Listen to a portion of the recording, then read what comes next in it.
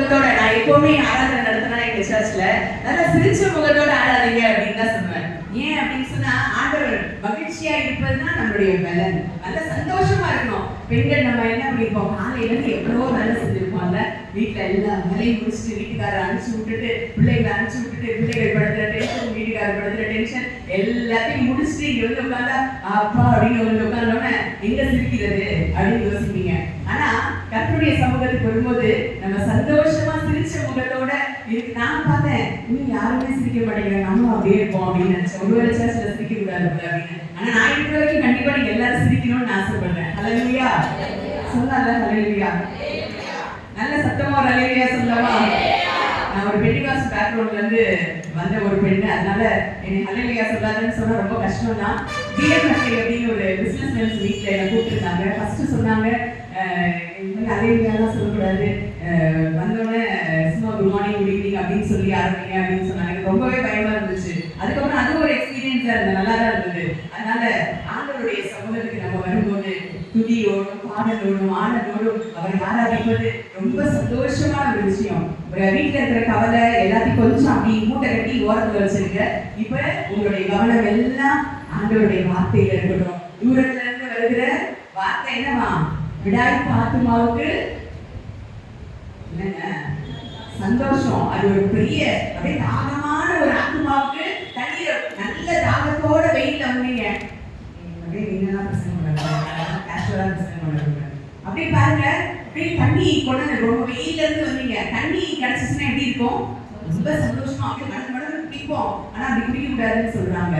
அப்ப அந்த இப்படி ஒரு தாகமான ஒரு இருதயத்துக்கு எப்படி மண்ணா தேவையோ அது மாதிரி ஒரு தாகமான இருதயத்தோட நீங்க காத்திருந்தீங்க அப்படின்னு சொன்னா, ஆண்டவர் நீங்க உங்களோட பேசுவதற்கு அவர் போதுமான தேவனாக இருக்கிறார். ஒரே ஒரு நிமிஷம் நம்ம கண்களை மூடி, ஆண்டவரே இந்த நேரத்துல நீங்க இடப்படணும். ஒரு மனுஷ சத்தத்தை கேட்கறதுக்கு நாங்க இங்க வரணும். ஆண்டவரே எவ்வளவு தூரத்துல இருந்து வந்திருக்கோம், எவ்வளவோ பாடுகளோட வந்திருக்கோம், எவ்வளவோ கண்ணீரோட வந்திருக்கிறோம். இன்னைக்கு எங்களுக்கு கொடுக்கப்பட்ட டைட்டிலே பலவீனத்துல இருந்து விடுதலையாக்கப்பட்ட எவ்வளவோ பலவீனத்துல நாங்க இந்த இடத்துல வந்திருக்கிறோம். ஆண்டவரே அதனால பெண்கள் பலவீன பாண்டோம் அப்படின்னு வேதம் சொல்லுகிறது அப்படின்னு சொல்லிட்டு நாங்களும் பலவீனம்னு சொல்லிட்டு இருக்கோம். ஆண்டவரே ஆனா இன்னைக்கு ஒரு புதிய பலத்தோடு இந்த இடத்துல நாங்கள் செல்லும் போது ஆண்டவரே நாங்கள் கடந்து செல்ல கர்த்தர் உதவி செய்தது முடியாத சொல்லிக்கிறோம். அருமையான பிள்ளைகளோடு நீங்க பேசுங்க ஆண்டவரே, ஆண்டவரே நீங்க பேசுங்க ஆண்டவரே, நீங்க இடைப்படுங்க கர்த்தாவே. ஆண்டவரே நீர் எல்லாவற்றையும் செய்து முடிக்க வல்லவர் என்பதை இங்கிருந்து போகும்போது நாங்கள் கற்றுக்கொண்டு போகணும். ஆண்டவரே எங்களை ஆண்டவரை தாங்குவதற்கு, எங்களுடைய பாரத்தெல்லாம் சுமப்பதற்கு எங்களுக்கு சுமை தாங்கியா நீங்க இருக்கீங்கன்றதை நாங்கள் புரிந்து கொள்ள கர்த்தருக்கு உதவி செய்வதாக. அப்படின்னு செய்கிறதுக்காக நன்றி. ஆசீர்வதிங்க இயேசுவின் நாமத்தில் ஜெபிக்கிறோம் எங்கள் ஜீவனுள்ள நல்ல பிதாவே, ஆமென் ஆமென். நம்முடைய வேதத்தை திருப்பிக் கொள்வோம். எனக்கு டைட்டில் அப்படின்னு சொல்லி அனுப்பிச்சிருந்தாங்க. லூக்கா எழுதின சுவிசேஷம் 13ஆம் அதிகாரம் 11 இருந்து 13ஆம் வசனம் வரைக்கும் நம்ம பார்ப்போம். ஏற்கனவே அதை வாசிச்சாங்க. 18 வருஷமாய் பலவீனப்படுத்துகிற ஆவியுடைய ஒரு ஸ்திரீ அங்கே இருந்தா. எங்க இருக்கிறா? ஆலயத்தில் இருக்கிறா. அப்ப ஆண்டவர் அதை பார்த்து, ஒரு ஸ்திரீ அங்கே இருந்தாள், அவள் எவ்வளவும் நிமிரக்கூடாத கூனியா இருந்தாள். கொஞ்சம் கூட அவளால நிமிர முடியாது. இயேசு அவளை கண்டு தம்மிடத்தில் அழைத்து, இந்த இடத்துல ஒரு அழைப்பை நம்ம பார்க்கிறோம். நிறைய நேரங்கள்ல நம்ம விண்ணப்பங்களை நம்ம தான் போய் ஆண்டவர்கிட்ட சொல்லிக்கிட்டே இருக்கோம். நம்ம வேண்டிக் கொள்வதற்கு முன்பாகவே நமக்கு என்ன வேணும் அப்படிங்கிறது ஆண்டவருக்கு நல்லாவே தெரியும். ஆனா நம்ம என்ன பண்ணிட்டு இருக்கோம்? எப்ப பார்த்தாலும் ஆண்டவர்கிட்ட இதுக்காங்க அதுக்காங்க இதேதான் நம்ம வேலையா இருக்கு. ஆனா நம்ம செய்ய வேண்டியதெல்லாம் என்ன? ஆண்டவர் பாதத்துல அவன் எங்க இருக்கிறா? தேவாலயத்துல இருக்கிறா. ஆலயத்துக்கு போயிட்டா போதும், நமக்கு என்ன வேணும்ன்றது ஆண்டவர் பார்த்துட்டே இருப்பாரு. என்ன செய்யறாரு அப்படின்னு சொன்னா, இயேசுவோட கண்டு கூனி போய் ஆண்டவர்கிட்ட என்ன சுகமாக்குன்னா நீங்க கேட்கல. அவளை கண்டு தம்மிடத்தில் அழைத்து, ஸ்திரீயே உன் பலவீனத்திலிருந்து விடுதலையாக்கப்பட்டாய். இயேசுவே கூப்பிட்டு ஒரு அற்புதத்தை செய்யறதை பார்க்கிறோம். நிறைய இடத்துல நம்ம பார்த்திருக்கோம். தாவீதின் குமாரனே எனக்கு இறங்கோன்னு கூட கூப்பிடுவான். இப்படி ஆண்டவர் ஒவ்வொரு சூழ்நிலையும் ஒவ்வொரு விதமா அற்புதம் செய்கிறத நம்ம பார்க்கிறோம். இந்த இடத்துல ஒரு ஸ்திரீ, அவள் எந்திரிச்சு நடக்க முடியாது, நிமிரக்கூடாத கூனியா இருக்கா அப்படிங்கிறத ஆண்டவர் தெரிஞ்சுக்கிட்டு, அவ ஒரு பெண் பாவம்பா அப்படின்னு நினைச்சுட்டு என்ன பண்றாரு ஆண்டவர்? அவரே அவளை போய் பார்த்து, அவர் நீங்க ஆமா வா அப்படின்னு சொல்லி அவளுக்கு சுகம் கொடுக்கறத பார்க்கிறோம். அப்படி சுகம் கொடுத்த தேவன் இன்னைக்கு உங்களுக்கு செய்வாரா செய்ய மாட்டாரா? இங்க ஒரு பெண்களை முதல் ஐக்கியத்துல இருக்கிறவங்க இந்த மஞ்சள் கலர் ட்ரெஸ் போட்டுருக்கோம்னா அவங்க செய்வார் செய்வார் செய்வார் செய்வார் அப்படிங்கிறாங்க. ஆனா இந்த சைடுல உட்கார்ந்து இருக்கவங்க யாருமே பேசாம இருக்கீங்க, உங்களுக்குலாம் செய்ய மாட்டாரு ஆண்டவர். ஆண்டவர் கூப்பிட்டு இன்னைக்கு எது திரும்ப அவங்க அழைச்சிட்டு வந்திருக்கிறாரு. ஏதோ ஒரு பலவீனம் அவங்க கிட்ட இருக்கு, அந்த பலவீனத்திலிருந்து உங்களை விடுதலை செய்யும்படியாக இயேசு இந்த இடத்துல உங்களை அழைச்சிட்டு வந்திருக்கிறாரு. எதற்காக நீங்க அவ்வளவு தூரத்துல நீங்க கொண்டு வந்திருக்கிறார் அப்படின்னு சொன்னா ஏதோ ஒரு நன்மையை உங்களுக்கு செய்யும்படியாக ஆண்டவர் கொண்டு வந்திருக்கிறார். அந்த நன்மையை பெற்றுக்கொள்ளணும் அப்படின்னு சொன்னா சில காரியங்களை நம்ம என்ன பண்ணணும், செய்யணும். நான் எப்பவுமே அடிக்கடி சொல்றது உண்டு, ஆண்டவருடைய பிளஸிங்ஸ் எல்லாமே கண்டிஷனல் பிளஸிங்ஸ். அதாவது தேவனுடைய ஆசீர்வாதங்கள் நிபந்தனைக்கு உட்பட்டது. அதாவது இதை செஞ்சா நான் இதை செய்யறேன், நான் இது இப்படி பண்ணனா நான் உனக்கு செய்யறேன். எல்லா ஆசீர்வாதமே நீங்க வாசித்து பாத்தீங்கன்னா ஒண்ணு முந்தின வசனம் இல்லைன்னா முந்தின பகுதியில என்ன சொல்லப்பட்டிருக்கும், அதோட கண்டிஷன் சொல்லப்பட்டிருக்கும். இதை நீ செஞ்சா அப்படின்னு சொன்னா நான் உனக்கு ஆசீர்வாதம் தரேன் அப்படின்னு ஆண்டவர் சொல்லுவாரு. இங்க ஆண்டவர் சில கண்டிஷன்ஸை நீங்க நிறைவேற்றினா உங்களுடைய பலவீனத்துல இருந்து உங்களுக்கு விடுதலை கொடுக்குறேன்னு ஆண்டவர் சொல்றாரு. விசுவாசிக்கிறவங்க பலவீன சொல்லலாமா? சரி, எத்தனை பேர் நம்புறீங்க நான் பலவீன பாடுறோம், பெண்ணுனா பலவீன பாடுறோம் அப்படின்னு நம்புறீங்க? சரி, பலவீன பாடுறோமா? நீங்க ஆண்களை விட பயங்கர ஸ்ட்ரென்த்தா பயங்கர வில் பவரோட இருக்கிறது யார் தான் தெரியுமா? ஆண்களுக்கு பிசினஸ்ல ஒரு சின்ன டவுட் வந்துச்சு, யார் கவலைப்படுவா அதிகமா சொல்லுங்க? பெண்கள் தான் கவலைப்படுவீங்களா? சரி, நானும் கவலைப்பட மாட்டேன். எனக்கு ஆண்டவர் என் கூட இருக்கிறாரு, எல்லாத்தையும் செய்வதற்கு எனக்கு பலன் உண்டு. என்னை பலப்படுத்துகிற கிறிஸ்துவினாலே எல்லாவற்றையும் செய்வதற்கு எனக்கு பலன் உண்டுங்கிற வில் பவர் எனக்கு இருக்கு. ஏன் உடைஞ்சு போனோம்? நம்மளோட யார் இருக்காரு? ஆண்டவர் இருக்கா. இந்த தைரியம் இருந்துச்சுன்னா நீங்க மோஸ்ட்லி பாருங்க, ஆண்கள் என்னைக்காவது வந்து உங்களுக்கு ஆறுதல் சொல்றாங்களா? என்னைக்காவது சொல்லியிருக்காங்களா? சொல்லுங்க, சொல்லுவாங்களா? என்னைக்காவது யாருதான் ஆறுதல் சொல்லிட்டு இருப்போம் அவங்களுக்கு? விடுங்க பாத்துக்கலாம் இப்படி சொல்றது யாரு? குடும்பமா பாத்துக்கலாம் அப்படின்னு சொல்றது கொஞ்சமா தான் இருக்கும், விடுங்க பாத்துக்கலாம்னு சொல்றது நிறைய இருக்கும். அப்ப யாருக்கு அதிகமா வில்பவர் இருக்கு? நமக்கு என்னெல்லாம் கூட்டணி சேர்க்காதீங்க. நானா எப்பவுமே வில்பவரோட தான் இருக்கேன். நீங்க எல்லாம் பலவீன பாண்டோட ஒத்துக்கிட்டீங்களா, அதனால உங்களை நான் இந்த கூட்டணியில சேர்க்கல. அப்போ இந்த பலவீன பாண்டோட ஒத்துக்கவே கூடாது ஒரு நாள் கூட. இனிமே நீங்க யாரு சொல்லணும், என்னன்னு சொல்லணும்? நான் பலவான்னு சொல்லணும். பலவான் சொல்றாங்களா? ஒரு அலையில சொல்லலாமா? பின்னாடி இல்லைன்னா கை வரவே இல்லை. ஒரு அலையில சொல்லுங்க, பலவான்றவங்க கையை உயர்த்த ஒரு அலையிலையா? சரி, அப்போ இந்த பலவீனம் அப்படின்னு சொன்னா ஏன் வருது அப்படின்னு கொஞ்சம் யோசனை பண்ணி பார்க்கலாம். பலவீனம் வருது, ரொம்ப பலவீனமா இருக்கேன்ப்பா, ரொம்ப முடியலப்பா அப்படின்னு சொல்லுவோம். ஏன் இந்த பலவீனம் வருது, என்னென்ன ரீசன்ஸ் நம்ம தெரிஞ்சுக்கலாமா? நீங்க தான் சொல்ல போறீங்க, கைத்தலை ஆட்டாதீங்க. நீங்க தான் சொல்ல போறீங்க. என்ன சொல்ல போறீங்க? எதனாலதான் பலவீனம் வருது? நம்ம வந்து நான் மட்டும் பிரசங்கம் பண்ண வரல, நீங்க என்ன பண்ண போறீங்க? என்னோட பேச போறீங்க. அப்ப பேசினா ரொம்ப இன்ட்ரெஸ்டிங், நீங்க யாரும் தூங்க மாட்டீங்க. அதனால உங்களை தூங்க வைக்க கூடாது அப்படிங்கிறதுக்காக நீங்க எல்லாரும் என்னோட பேசணும்னு ஆசைப்படுறேன். இப்போ பலவீனம் வர்றதுக்கு காரணம் என்ன? சரி, இதை யோசனை பண்ணிட்டே இருங்க. அதுக்குள்ள ஒரு குட்டி கதை உங்களுக்கு சொல்ல போறேன். கதைனால காதெல்லாம் முன்னாடி வந்துருச்சு எல்லாருக்கும். அப்ப கதைனா எல்லாருக்குமே ரொம்ப பிடிக்கும், சின்ன பிள்ளைங்க நல்ல பெரியவங்க எல்லாருக்குமே ரொம்ப பிடிக்கும். இப்போ இந்த கதை சொல்றதுக்கு நான் ரொம்ப ஆவலா இருக்கேன், நீங்களும் நல்லா கேளுங்க. இதுல நான் கதை சொல்றதுக்குள்ள நீங்க என்ன பண்ணணும், யோசனை பண்ணிட்டே இருங்க. பலவீனம் எதுக்காக வருது அப்படின்னு சொல்லிட்டு. ஒரு முதல குடம் இருந்துச்சான். ராஜா சொன்னாராம், இந்த முதல குடத்தை யாரு ஃபர்ஸ்ட் என்ன பண்றாங்க கிராஸ் பண்ணி அந்த சைடு போறாங்களோ, எந்த ஆண் கிராஸ் பண்ணி அந்த சைடு போறானோ அவனுக்கு 10,000 தங்க காசு கொடுக்குறேன் அப்படின்னு சொன்னான். சொன்னோடனே அன்னைக்கு ஒரு டேட் ஃபிக்ஸ் பண்ணி இன்னைக்கு 8 மகளிர் தினத்தை அன்னைக்கு ஆண்களுக்கு போட்டின்னு வச்சுப்போம். அப்ப இந்த முதலை குளத்துல யார் நீந்தி ஃபர்ஸ்ட் அந்த கிராஸ் பண்றாங்களோ அவங்களுக்கு என்னது 10,000 ரூபாயா? 10,000 தங்க காசு. உயிரை கையில பிடிச்சிட்டு போனா 10,000 வெள்ளி காசு, இது தங்க காசு. இந்த உயிரை பிடிச்சிட்டு யாராவது போவாங்களா? 10,000 தங்க காசு கொடுத்தா கூட பரவாயில்ல, காலம் கூட சம்பாதிச்சுக்கிறேன், ஆனா நான் அந்த முதல் காலத்துக்குள்ள உங்களுக்கு குதிக்க மாட்டேன்னு அன்னைக்கு போட்டி ஆரம்பமாகுது. சுத்திலும் குழந்தை சுத்திலும் பெரிய கும்பல் இருக்கு. அப்ப என்ன பண்றாங்க அப்படின்னு சொன்னா, நீ குதிக்கிறியா, நீ குதிக்கிற கஷ்டத்துக்கு எல்லாம் பேசிட்டு இருக்காங்க. எனக்கு வேணாம்ப்பா, இந்த வம்பு எனக்கு வேணாம்ப்பா, நான் குதிக்கலப்பா, இப்படியே எல்லாம் பேசிட்டு இருக்காங்க. திடீர்னு பார்த்தா ஒரு ஆண் மகன் டக்குனு குதிச்சான், என்ன பண்ணிட்டான், அந்த சைடை ரீச் பண்ணிட்டான். ரீச் பண்ணோன்னே அவனுக்கு உடனே எல்லாரும் கைத்தட்டுறாங்க. கைத்தட்டி முதலே தாண்டி போயிட்டான். போனா திரும்ப அவருக்கு வந்து ராஜா கூப்பிட்டு 10,000 தங்க காசையும் கொடுத்தாரு. ரொம்ப சந்தோஷமா வீட்டுக்கு போயாச்சு. வீட்டுக்கு போனா வீட்டுல அந்த அம்மா கேட்டுச்சான், பரவாயில்லைங்க, ரொம்ப சந்தோஷங்க, தங்க காசு கிடைச்சிச்சுங்க அப்படின்னு சொல்லிட்டு வாழ்க்கையில செட்டில் ஆயிட்டோம் அப்படின்னு ரொம்ப அந்த அம்மா சந்தோஷப்படுச்சான். கடைசியில பார்த்தா என்ன நடந்துச்சு அப்படின்னா, அவன் சொன்னான், எனக்கு தங்க காசு கிடைச்சதுலாம் பெரிய விஷயம் இல்ல, என்னை யாரும் பின்னாடி இருந்து தள்ளி விட்டாங்க, அது யாரு அப்படிங்கறதான் நான் கண்டுபிடிச்சாகணும் அப்படின்னு சொன்னோன்னே, ஐயோ அப்படியா, நீங்க கண்டுபிடிச்சிட்டீங்களா தள்ளி விட்டது, உங்களுக்கு தெரியுமா ஒரு விஷயம், எனக்கு தள்ளி விட்டது நான் தான் அப்படின்னு அந்த அம்மா சொல்லிச்சா. அப்ப பாருங்க அந்த அம்மா, எப்படி நீ பாரு எவ்வளவு தைரியமா இந்த தங்க காசுக்காக நீ இதை தள்ளி விட்ட, நான் செத்து போயிட்டா என்ன பண்ணிருப்ப அப்படின்னு சொல்லி அவர் கேட்டாராம். ஏங்க அடுத்த ஒரு கண்டிஷன் சொன்னாரு ராஜா. அப்ப அது உங்களுக்கு கேட்கலையாங்கிறாரா, ஒருவேளை விழுந்தவன் செத்து போயிட்டான் அப்படின்னு சொன்னா விழுந்தவன் பொண்டாட்டிக்கு எவ்வளவு கிடைக்குமா, 5,000 வெள்ளி காசு கிடைக்கும் அப்படின்னு சொன்னதுனால தானே சரி நீங்க போனாலும் ஒரு 5,000 வெள்ளி காசு எனக்காவது கிடைக்குதுன்னு தள்ளி விட்டேன் அப்படின்னு. அநேக ஆண்களுடைய முன்னேற்றத்துல பெண்கள் தான் பின்னாடி இருக்கிறாங்க. இந்த மாதிரி பின்னாடி வந்துடாதீங்கப்பா.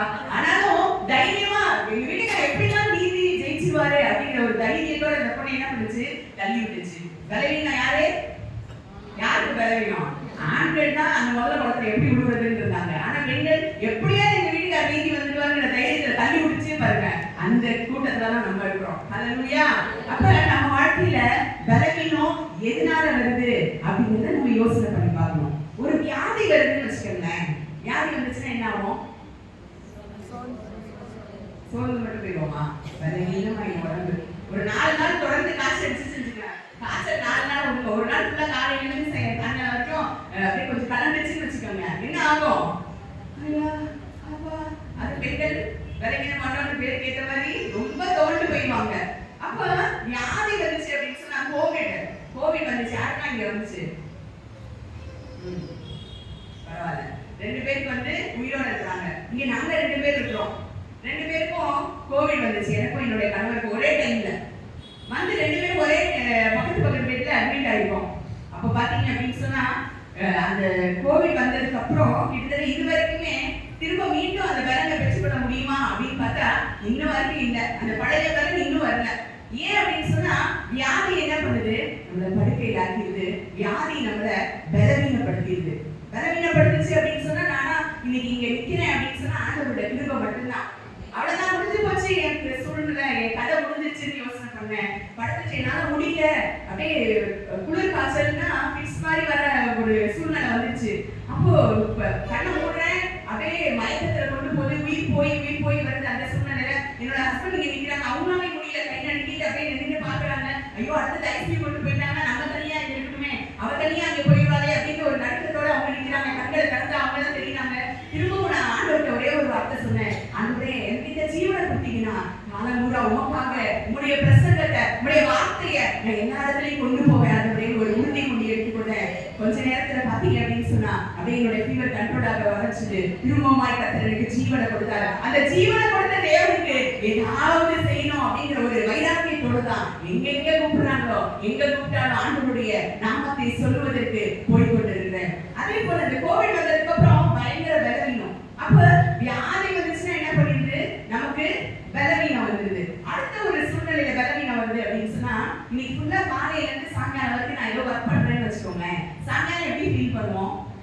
ரொம்ப டயர்டா இருக்கு. இன்னைக்கு ஒரு நாள் டிஃபன் வாங்கிக்கலாமா கடையில? கேட்கிறமா இல்லையா? எல்லாம் தலையில போடுங்க, நானும் சேர்ந்து போட்டுருவேன். ஏன்னா நானும் அதே தான் சொல்லுவேன். காலையில இருந்து இன்னைக்கு செம்ம வேலை ஆபீஸ்ல, காலையில வீடெல்லாம் சுத்தம் பண்ணிட்டு போனேன், ரொம்ப டயர்டா இருக்கு, இன்னைக்கு ஒரு நாள் டிஃபன் வாங்கிக்கலாமா, இல்ல நான் வெளியில போடாம இன்னைக்கு அப்படின்னு கேட்போம். அப்போ இதுல ஒரு பலவீனம் வருது. இன்னும் ஒரு பலவீனம், இதெல்லாம் நம்ம என்ன பண்ணோம் அப்படின்னு சொன்னா ஹாஸ்பிட்டல் போனா வியாதி சுகமாயிடும். அதுக்கப்புறம் டயர்டா இருக்கு அப்படின்னு சொன்னா என்ன பண்ணுவோம், ரெஸ்ட் எடுப்போம். இன்னைக்கு நைட் ரெஸ்ட் எடுத்துட்டோம் அப்படின்னு சொன்னா ஒரு குக்கிங் ஸ்கிப் பண்ணிட்டு ரெஸ்ட் எடுத்தோம்னா என்ன ஆயிடும், காலையில எழுந்திரிச்சு காலையில மதியானம் நைட்டுக்கு சமைச்சிடுவோம்.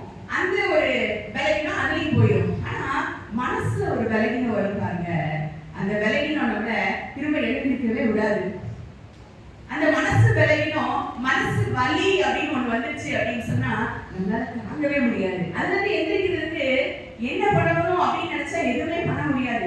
அதெல்லாம் சரீரத்துல வந்த பலவீனம், இது ஆத்துமாவுல வர ஒரு பலவீனம். இன்னைக்கு நிறைய பேருக்கு சரீரத்துல பலவீனம் ரைட்டு, ஏதோ ஒரு பெரிய வியாதி வந்துச்சுன்னா கூட ஏதோ படுத்து கிடந்துட்டு ஒருத்தர் யாராவது ஆறுதல் சொன்னாங்கன்னா அந்த பலவீனம் எங்க போச்சுன்னே தெரியாது, அந்த அளவுக்கு இருக்கும். ஆனா இருதயத்துல ஒரு பலவீனம், இருதயத்துல ஒரு துக்கம் என்ன தாக்குச்சு அப்படின்னு சொன்னா எனக்கு எத்தனை பேர் ஆறுதல் சொன்னா கூட என்னுடைய இருதயத்தை தேர்றதுக்கு என்னால முடியாது.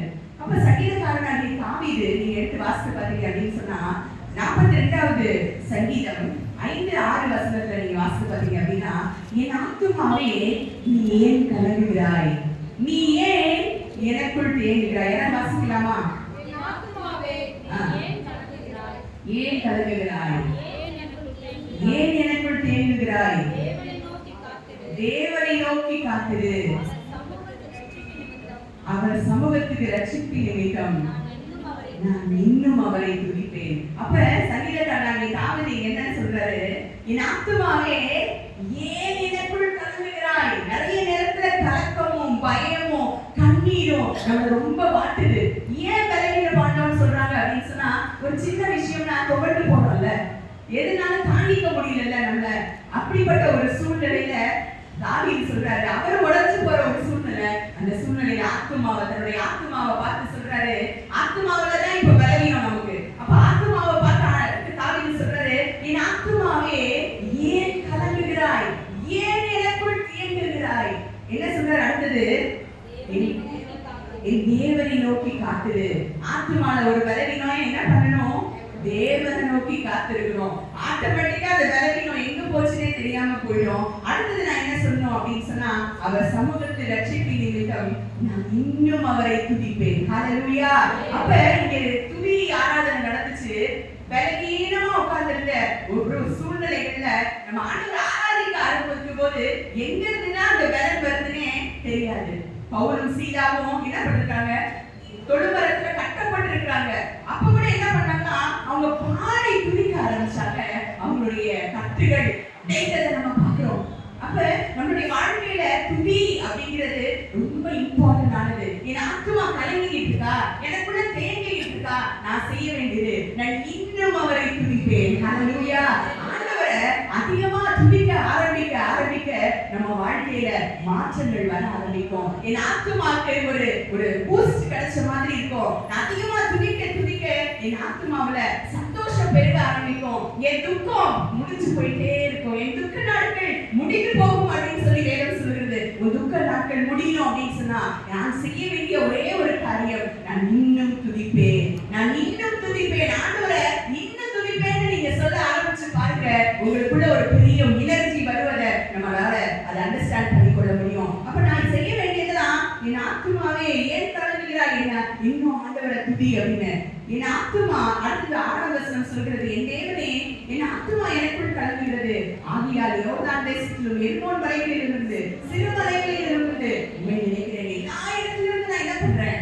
உண்மை நினைக்கிறேன். ஆண்டவரே என் ஆத்துமா கலங்குற ஒரு சூழ்நிலை, என் ஆத்துமா கண்ணீர் வடிக்கிற ஒரு சூழ்நிலையில நான் என்ன பண்றேன்? உண்மை நான் நினைக்கிறேன். ஆண்டவரே என்னுடைய தகப்பனார் பாத்தீங்கன்னா ஒரு இந்து குடும்பத்துல பிறந்த ஒரு சூழ்நிலையில என்னுடைய தகப்பனார் என்னுடைய தாயார் வந்து ரொம்ப பக்தியான ஒரு இந்து குடும்பம். எங்க அப்பா பாத்தீங்க அப்படின்னு சொன்னா ஒரு மந்திரவாதி குடும்பத்தை சேர்ந்தவர், என்னுடைய தாயார் வந்து ஒரு பூசாரி குடும்பத்தை சேர்ந்தவங்க. எப்ப பார்த்தாலும் பக்தி பக்தி பக்தி கடவுள் வந்துட்டாரு. எங்க பாட்டி அதுக்கு மேல முருகா அப்படின்னு சொன்னா உடனே என்ன பண்ணிடுவாங்க? நிக்கிறார் பாரு அப்படின்னு சொல்லுவாங்க. அந்த அளவுக்கு ஒரு பக்தி உள்ள குடும்பம். வேதம் சொல்கிறது, பக்தி உள்ளவனை கர்த்தர் தமக்காக தெரிந்து கொண்டார் அப்படின்னு சொல்லி. இப்போ இந்த மாதிரி ஒரு சூழ்நிலையில தான் என்னுடைய தகப்பனார் வந்து எங்க தாத்தா கிட்ட கொஞ்சம் கோச்சிக்கிட்டு, ரொம்ப பணக்கார குடும்பத்துல பிறந்தவங்க, எப்ப பார்த்தாலும் என் உழைப்புல தானே சாப்பிடுறான்னு ஏதோ ஒரு வார்த்தை சொல்லிட்டாரு. உடனே கோச்சிட்டு என்ன பண்ணாரு? எங்க அப்பா திருச்சியை பார்த்து வந்துச்சாரு. வந்து இங்க வந்து பார்த்தா என்ன செய்யறதுன்னு தெரியல, எதற்காக இங்க வந்தோம்னு தெரியல, ஒண்ணுமே புரியாத ஒரு சூழ்நிலையில அங்க என்ன நடக்குது அப்படின்னா, ஒரு 3 வீடு மட்டும் தான் கிடைச்சிச்சு அவங்களுக்கு. அதுக்கப்புறம் ஒரு ஓட்டர் சைக்கிள் கிடைச்சிச்சு. எல்லா வீட்லயும் செவரு எத்தனை இருக்கும்? 4 செவரு இருக்கும். எங்க வீட்டுல ஏதோ ஒரு பெட்ஷீட் இருந்துச்சா, அந்த பெட்ஷீட் தான் என்னது? 4வது செவரு. இப்படிப்பட்ட ஒரு சூழ்நிலையில தான் இந்த திருச்சி பட்டணத்தை நோக்கி எங்க அப்பாவும் அம்மாவும் வந்திருந்தாங்க. ஒரு சைக்கிள், ஓட்டர் சைக்கிள் ஒருத்தர் கொடுத்துட்டாரு. அந்த சைக்கிள் என்ன பண்ணாரு? பின்னாடி ஒரு கூடையை வச்சுட்டு பூண்டு குழி விற்க ஆரம்பிச்சாரு. வேற ஐடியாவே தெரியல, என்னவும் செஞ்சதும் இல்லை, இந்த மாதிரி வேலையும் பார்த்ததே இல்லை. அப்படிப்பட்ட ஒரு சூழ்நிலையில இந்த திருச்சிக்கு வந்த போது அந்த பூண்டு குழி அப்படின்னு சொல்லிட்டு போய் பூவி விற்கிறதுக்கு என்னமா வெக்கமா இருக்குமா? ஐயோ அந்த மாதிரிலாம் செஞ்சதே இல்லை எப்படின்னு. அப்புறம் கொஞ்சம் கஸ்டமர்ஸ் அப்படியே பிடிச்சிக்கிட்டு அதுக்கப்புறம் என்ன பண்ண ஆரம்பிச்சாரு அப்படின்னு சொன்னா, அவங்க கஸ்டமர்ஸ் எல்லாம் பூண்டு குழி கூலியை கொடுத்துட்டு அப்படியே ஒரு வீட்டுல இருந்துப்பாரு. எங்க அம்மா டெய்லரிங் பண்ண ஆரம்பிச்சாங்க. இப்படியாக அவங்களோட வாழ்க்கை இருந்துச்சு. அவங்களுக்குள்ள ஒரு வெறுமை இருந்துச்சு. என்ன வெறுமை அப்படின்னு சொல்லி பாத்தீங்க அப்படின்னு சொல்லி நம்மளுடைய ஆத்மா கலங்குற மாதிரி அவங்களோட ஆத்மால ஒரு கலக்கம் இருந்தது. என்ன அப்படின்னா, ஒரு பையன் எனக்கு முன்னாடி 12 வருஷத்துக்கு முன்னாடி ஒரு அண்ணன் இருக்காங்க. 12 வருஷம் கழிச்சு அவங்க ஒரு 6 வருஷமா என்ன பண்ணாங்கன்னா சபரிமலைக்கு போக ஆரம்பிச்சாங்க. சரி, நமக்கு ஒரு பொம்பளை பிள்ளை கிடைச்சா நல்லா இருக்குமே அப்படின்னு சொல்லி ஒரு ஆளோட ஒரு பெண் குழந்தை எனக்கு வேணும் அப்படின்ட்டு அந்த சாமியை நோக்கி 6 வருஷம் போக ஆரம்பிச்சாங்க. முதல் வருஷம் பாத்தீங்க அப்படின்னு சொன்னா கடன் வாங்கிட்டு அந்த வருஷம் ஃபுல்லா கடன் அடைச்சிட்டு இருப்பாங்க. கடன் வாங்கிட்டு போவாங்க. ஏன்னா வசதி இல்ல, யாரையும் டிபெண்ட் பண்றது இல்ல, எல்லாத்தையும் ஊர்ல விட்டுட்டு வந்துட்டாங்க, இங்க தனியா இருக்காங்க, கடன் வாங்கி தான் போகணும். அந்த மாதிரி கடன் வாங்கி போற சூழ்நிலையில அந்த தடவை போயிட்டு வருவாங்க. இப்படி 6 வருஷம் போயிட்டு வந்தாங்க. ஒரு 6வது வருஷத்துல என்ன ஆச்சு அப்படின்னு சொல்லி பார்த்தா எங்க அப்பாவோட மாமா மலையிலே இறந்துட்டாங்க. இறந்ததுக்கு அப்புறம் அவங்க அங்க இருந்து கொண்டு வரதுக்குள்ள படாத பாடுபட்ட அப்பா அப்படின்னு இப்படி இறந்து கொஞ்சம் ஒரு 2 மாசத்துக்குள்ளே பார்த்தா எங்க தாத்தாவை யாரோ முதுகுல அடிச்ச மாதிரி இருந்துதான். அடிச்ச மாதிரி இருந்தோட என்ன பண்ணிட்டாரு அப்படின்னு சொன்னா, அடிச்ச மாதிரி இருந்துச்சுப்பான்னு வந்து வீட்டுல படுத்தவர் தான் அதோட இறந்து போயிட்டாரு. இப்படி 2 சாவு அவங்க பார்த்தோன்னே ரொம்ப கஷ்டமா போயிடுச்சு. ஐயோ, இனிமே இந்த சாமியும் வேணாம், எனக்கு பூதம் வேணாம், நான் என்ன பண்ண போறேன், எல்லாத்தையும் ஓட்ட சுட்கேஸ்ல உங்களுக்கு தெரியும் ஐயப்ப சாமி மலைக்கு போனாங்கன்னா நிறைய பாசிகள் போட்டிருப்பாங்க. அந்த பாசி போட்டோஸ் எங்க அம்மா என்ன பண்ணுவாங்கன்னா, எங்க அப்பா மலைக்கு போனாருன்னா ஈர துணியை இடுப்புல கட்டிக்கிட்டு எங்க கணவர் பத்திரமா திரும்பி வரணும் அப்படின்னு சொன்னா, நீ விளக்கு அணைஞ்சிச்சுன்னா அவன் அங்க அணைச்சு போயிட்டாருன்னு அண்ணம்மா. அதனால என்ன பண்ணுவாங்கன்னா, அந்த எண்ணெயை ஊத்தி ஊத்தி ஊத்தி ராத்திரியும் பகலுமா கண்ணு கத்துமா அந்த விளக்க எரிஞ்சு வச்சுட்டு இருப்பாங்க. இப்படி இருந்த சூழ்நிலையில இனிமே இந்த சாமியை வேணா விளக்கெல்லாம் எல்லாம் பேக் பண்ணாங்களாம், எல்லா சாமி போட்டோவும் பேக் பண்ணாங்களாம், பாசிகள் எல்லாம் பேக் பண்ணி ஒரு வாட்டர் சூட்கேஸ்ல போட்டு மேல தூக்கி போட்டாங்க. அந்த சூழ்நிலையில ஒரு நாள் என்னாச்சு அப்படின்னு சொன்னா, என்னுடைய மாமா, எனக்கு வந்து மாமா வேணும், அவங்க வந்து என்ன பண்ணாங்க, எங்க அப்பா பூண்டு வித்துட்டு போயிட்டு இருக்கும்போது அங்க வந்து ஒரு பைபிள் காலேஜ் இருக்கு. அந்த பைபிள் காலேஜ்ல என்ன பண்ணாங்க அப்படின்னு சொன்னா கட்டு கழுவிட்டு இருந்தாராம். இப்போ எங்க அக்கா அந்த சைட் போகும், மச்சான் என்ன இங்கே போறீங்க, மச்சான் நான் திருந்திட்டேன் மச்சான் அப்படின்னு சொன்னாங்க. ஏன்னா அவர் வந்து ஒரு நல்ல மந்திரவாதியா இருந்தவர். அவர் சொன்னாரு, மச்சான் நான் திருந்திட்டேன் மச்சான் அப்படின்னு சொன்னோன்னே, திருந்திட்டியா, என்னடா சொல்ற, சரி வா வீட்டுக்கு வா அப்படின்னு சொல்லி வீட்டுக்கு கூட்டிட்டு போனா, இயேசுவை நான் ஏத்துக்கிட்டேன், இயேசு ரொம்ப நல்லவர் அப்படின்னு சொன்னாராம். சொன்னோட இவருக்கு கோபமா, ஏடா இப்பதான் நான் எல்லாத்தையும் மூட்டை கட்டி மேல போட்டு வச்சிருக்கேன், இப்போ வந்து ஒரு புது சாமியை சொல்லிட்டு இருக்காரு அப்படின்னு. எங்க அம்மா சொன்னாங்கன்னா, உனக்கு வேணும்னா கருவாட்டு குழம்பு வேணுமா, மீன் குழம்பு வேணுமா, எது வேணுமோ வந்து கேட்டு, இங்க ஹாஸ்டல்ல இருக்கிற நான் உனக்கு செஞ்சு தரேன், இந்த ஏசுங்கிறதெல்லாம் சொல்லாதப்பா அப்படின்னு சொன்னாங்களாம். ஆனாலும் இவர் என்ன பண்ணுவாரா, முழக்கால் போட்டு வீட்டுல வந்து ஜெபிச்சுட்டே இருப்பாரா, இந்த குடும்பத்துல ஒரு ரட்சிப்பு வரணும், இந்த குடும்பத்துல ஒரு பொம்பளை பிள்ளை பிறக்கணும் அப்படின்னு சொல்லி ஜெபிச்சுட்டே இருப்பாராம். அப்ப திடீர்னு பாத்தீங்க அப்படின்னு சொன்னா, ஒரு நாள் ஒரு YMCA ஒரு நல்ல மீட்டிங் நடந்துச்சாம். டாக்டர் ஜான் சலமன் அவங்க, நீங்க எல்லாரும் கேள்விப்பட்டிருப்பீங்கன்னு நினைக்கிறேன், மிராக்கிள் மினிஸ்ட்ரி ரீசெண்டா இறந்து போனவங்க. அவங்க பாத்தீங்க அந்த மீட்டிங்க்கு வராரு. அப்ப இவரை போய் நம்ம கூப்பிட்டோம் அப்படின்னு சொன்னா கண்டிப்பா வரமாட்டாரு. இதனால ஒரு பெரிய ஆண்டி யாரையாவது பாஸ்டரை கூட்டிட்டு போய் இவரை கூப்பிடுவோம் அப்படின்னு சொல்லி நினைச்சாங்க. அப்ப நினைச்சப்போ ஒரு பாஸ்டர் கூட்டிட்டு வந்தாங்க. கூட்டிட்டு வந்து சரி கொஞ்சம் பெரிய மனுஷன் வந்திருக்காருன்னு சொல்லி எங்க அப்பா கொஞ்சம் மரியாதை கொடுத்தாரு. அதுக்கு முன்னாடி வரைக்கும் எங்க மாமா ஜோம் பண்ணாங்கன்னா வேர்த்து ஊத்துனால என்ன பண்ண மாட்டேன், எங்க அப்பா ஃபேன் போட மாட்டானா, நீ போய் எந்த தெய்வத்தையா கூப்பிடுறதுக்காக நான் ஃபேன் போட மாட்டேன்னு சொல்லிட்டு இறக்கவே இல்லாம பண்ணுவாரு. ஆனா எங்க அப்பாவை இது வரைக்கும் நான் பார்த்துருக்கேன், அப்படி இறக்கம் இல்லாம நான் பார்த்ததே இல்லை. ஆனா அந்த சைட்ல அப்படி ஒரு வெறுப்பு, அவ்வளவு ஒரு கோபம் அந்த தெய்வங்கள் மேல. அப்போ அந்த ஒரு வெறுப்பு சூழ்நிலையில இருக்கும்போது இந்த பாஸ்டர் வந்தோடனே, சரி நான் வரேன் அப்படின்னு எங்க கூப்பிட்டாங்க, இந்த மீட்டிங்க்கு வாங்கன்னு. சரி நான் வரேன்னு சொல்லிட்டு அவர் கூப்பிட்டாரு, பெரிய மனுஷன் வந்து கூப்பிட்டாருன்னு சொல்லி போய் ஒரு ஓரத்துல அந்த மீட்டிங்ல உட்காந்துருந்தாராம். அப்ப முதல் வார்த்தை அவர் வந்து பேசினோடனே சொன்னாரா, மகனே மனம் திரும்பு அப்படின்னு சொன்ன நமக்குன்னு ஒரு வார்த்தை வந்துச்சுன்னா என்ன பண்ணும், நம்மளை தொடும். அப்ப எங்க அப்பா வந்து அங்க உட்காந்துருக்கும், என்ன நமக்கு சொல்ற மாதிரி ஒரு மாதிரி குத்துற மாதிரி இருக்கே அப்படின்னு யோசிச்சிருக்காரு. அடுத்தது சொன்னாரா, உன் வீட்டுல ஓட்ட சூட்கேஸ்ல நீ வந்து என்ன பண்ணிருக்க, போட்டோ பாசி இதெல்லாம் எடுத்து மேல வச்சிருக்க. இன்னும் ஒரு காரியத்தை உனக்கு சொல்றேன், இது உறுதியான காரியம், உனக்கு உன் வீட்டுல ஒரு கள்ளு பாட்டில் பொங்கிச்சே இருக்குன்னாராம். என்னன்னா பக்கத்து வீட்டுல சாமி கும்பிட்டு கள்ளு பாட்டில் கொடுத்தாங்க, அதை வாங்கி வீட்டுல வச்சுட்டு சரி போயிட்டு வந்து பாத்துக்கலான்னு எங்க அப்பா வந்து இருக்கிறாரு. அடுத்தது பாத்தீங்க அப்படின்னு சொன்னா, உனக்கு 6 வருஷமா நீ சபரிமலைக்கு போயிட்டு இருக்க, உனக்கு ஒரு பொம்பளை பிள்ளை வேணுங்கிறதுக்காக நீ வந்து இந்த இடத்துல வந்திருக்க, இந்த வருஷத்துல ஒரு பொன் பிள்ளையை ஆண்டவர் கொடுப்பாரு அப்படின்னு ஆண்டவர் அந்த இடத்துல அந்த பாஸ்டர் சொன்னார்.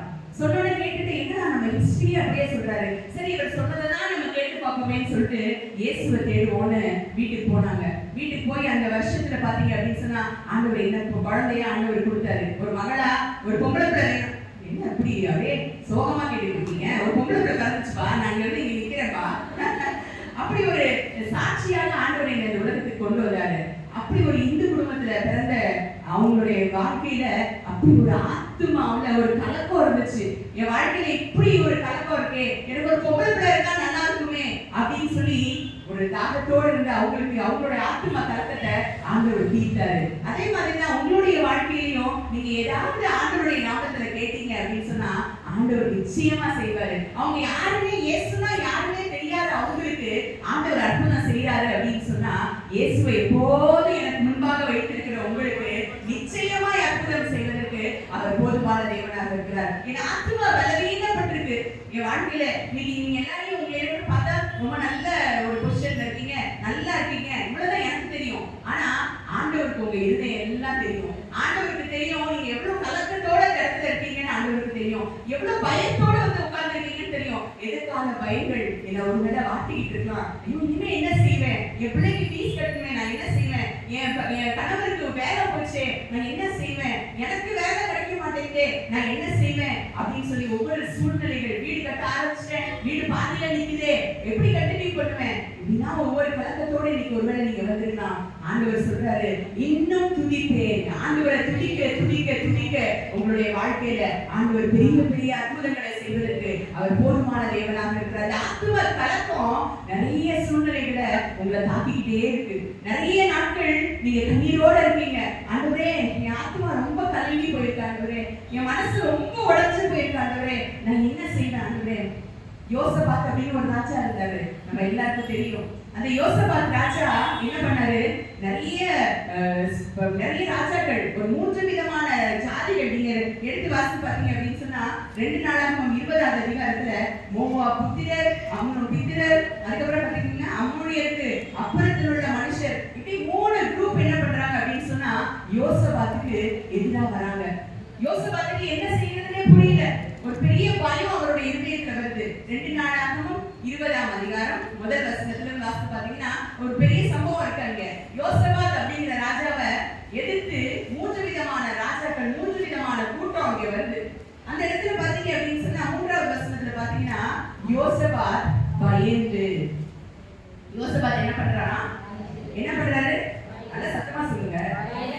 இல்ல என் காது கேட்கல, எனக்கு கொஞ்சம் காது அவுட்டு. என்ன செஞ்சாரா யோசபாத், பயந்துனா இப்படிதான் சொல்லுவாங்க, பயந்த அட்லீஸ்ட் பயந்தாரு காமிங்க.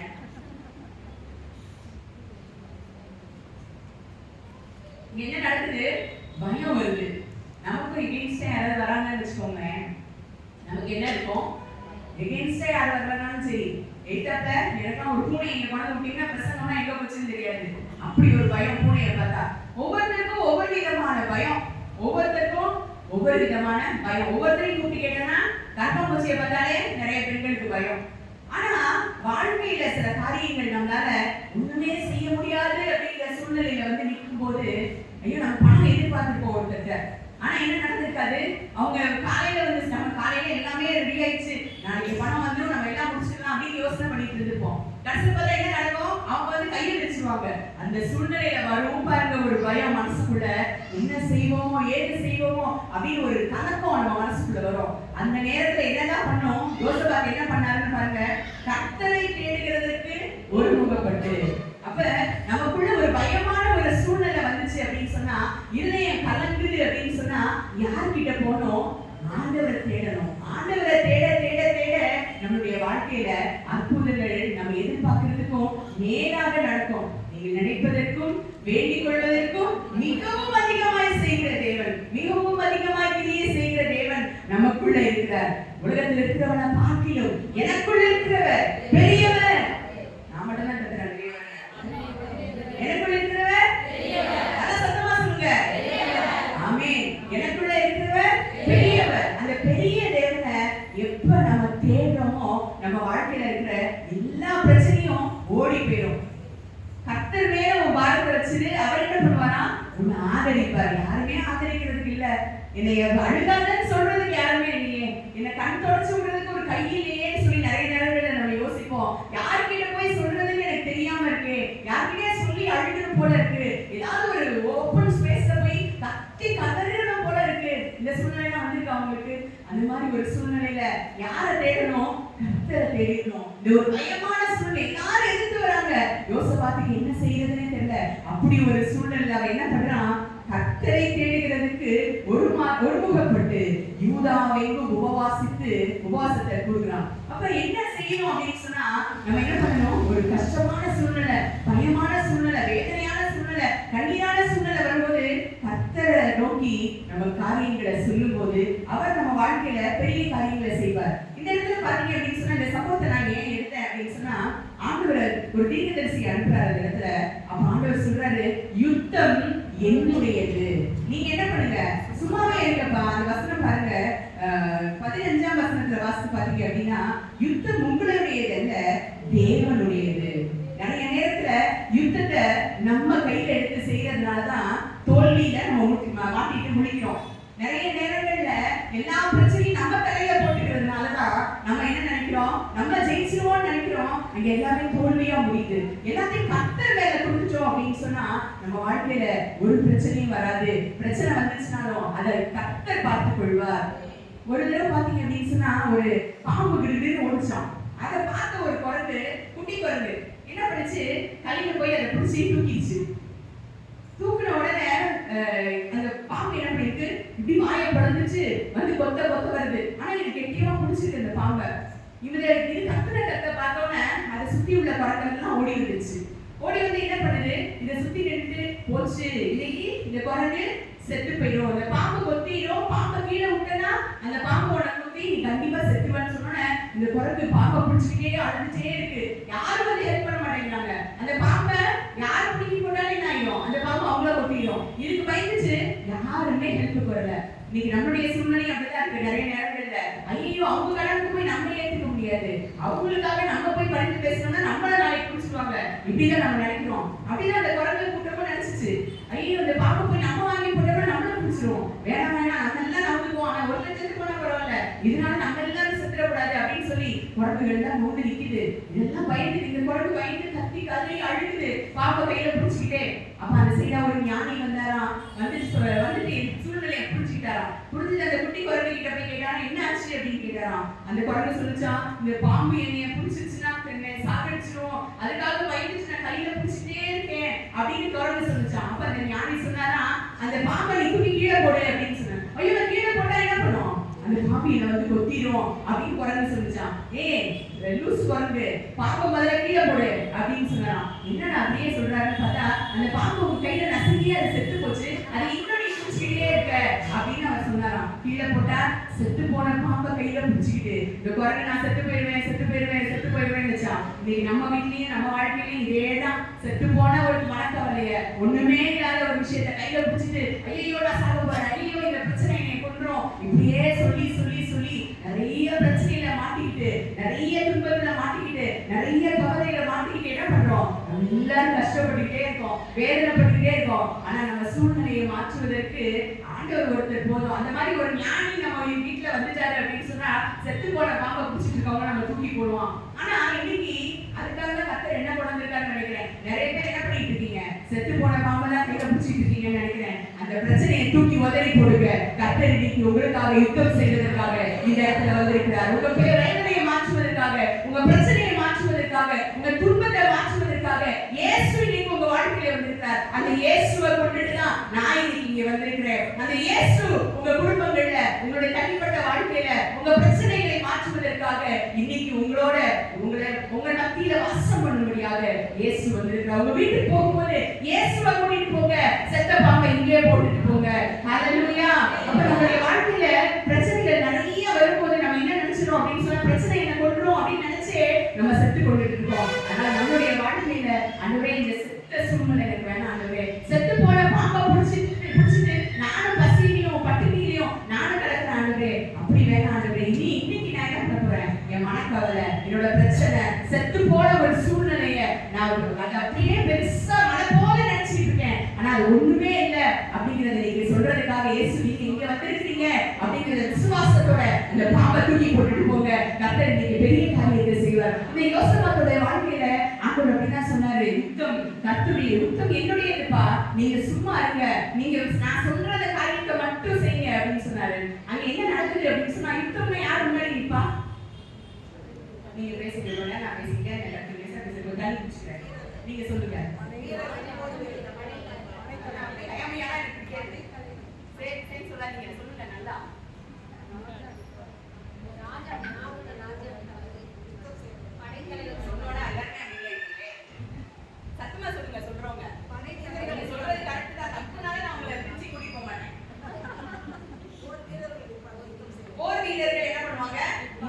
இருப்பாங்க. அவங்க கையில என்ன இருக்கும்? கேடகம் இருக்கும், ஈட்டி இருக்கும், எல்லாத்தையும் வச்சுக்கிட்டு என்ன பண்ணுவாங்க? யுத்தம் பண்றதுக்கு போர் சேவகர்கள் முன்னாடி இருப்பாங்க. அதுக்கு ஒரு ராஜா அப்படி மேல ஒரு யானை மேல உட்கார்ந்துருப்பாரு, ஒரு பெரிய இதுல உட்கார்ந்துருப்பாரு. இங்க என்ன செய்யறாங்க அப்படின்னு சொல்லி நீங்க பாத்தீங்க அப்படின்னா 21வது வசனத்துல பாத்தீங்கன்னா, கர்த்தரை துதியுங்கள், அவர் கிருபை என்றும் உள்ளது என்று கர்த்தரை பாடவும் பாடகரை நிறுத்தினார். காமெடியா இருக்குல்ல? யார போய் யுத்தத்துல முன்னாடி நிறுத்துறாங்கன்னா, இங்க நின்னாங்க எல்லோ ட்ரெஸ்ஸஸா அழகா நின்னாங்க. இது மாதிரி பாடகர்களை என்ன பண்ணாங்கன்னா யுத்தத்துல முன்னாடி நிறுத்தினாங்களாம். நம்புற மாதிரி இருக்கா? பாடகரை போய் நிறுத்தினா கூட இருக்கிறவங்க 10 பேர் என்ன பேசிப்பாங்க?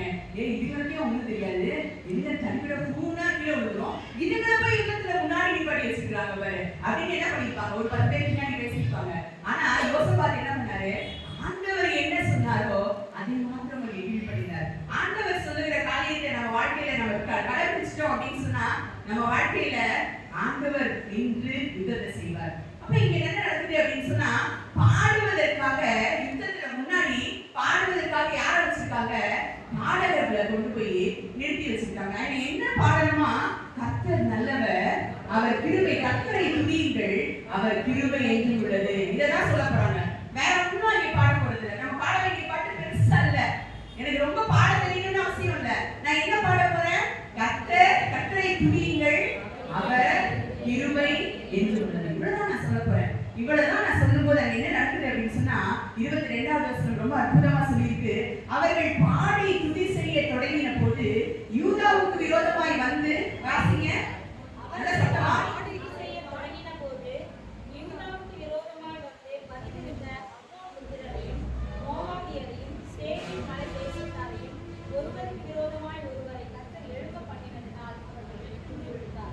பாருங்க, என்ன ஒரு அற்புதம் நடக்குது பாருங்க. அவங்க துதி செய்ய தொடங்கின உடனே என்ன நடக்குதா, அந்த எல்லா ஜாதியை யாரெல்லாம் எதிர்த்து வந்தாங்களோ அவங்க எல்லாம் ஒருத்தருக்கு ஒருத்தர் வெட்டிக்கிட்டு அப்படி யுத்தம் நான் செய்ய வேண்டியதே இல்லை, நான் வேஸ்டா யுத்தம் செஞ்சுக்கிட்டே கிடக்குறேன், வேஸ்டா அழுதுட்டே கிடக்குறேன். வீட்டுல போய் பார்த்தா எப்ப பார்த்தாலும் அழுத முடிஞ்சாவே இருக்கிறது, எப்ப பார்த்தாலும் புலம்பிக்கிட்டே இருக்கிறது, யார் வீட்டுக்கு வந்தாலும் கவலையே சொல்லிக்கிட்டு இருக்கிறது. ஐயோ இப்படி நடந்துச்சு, ஐயா அப்படி வயிற்றுக்கு வந்தவங்கள்ட்ட ஒரு ஏசு நல்லவர்னு சொன்னாலும் ஏதோ பிரோஜனம். ஆனா வரவங்கள்ட்ட என்னதான் சொல்றது? எங்க வீட்டுக்காரர் இருக்கிறாருன்னு அப்படின்னு ஆரம்பிச்சு அவங்களுக்கு அருமையான அருமை எப்ப பார்த்தாலும் வந்து அந்த அம்மா வீட்டுக்காரரை பத்தி தான் குறை சொல்லுது அப்படின்னு அவங்களுக்கு ஒரே கவலையா போகிற அளவுக்கு என்ன பண்ணிடுறோம்? நிறைய கவலைப்படுறோம். இங்க என்ன நடக்குது? நான் துதி செய்ய தொடங்கின போது எதிரிகள் தங்களுக்குள்ளே வெட்டுண்டு மடிந்து போகிறார்கள். என்ன பண்றாங்க? அவங்களுக்குள்ள, சத்தமா சொல்லுங்க, அவங்களுக்குள்ளே சண்டை நடந்து யுத்தம் யார்கிட்ட வந்தாங்க?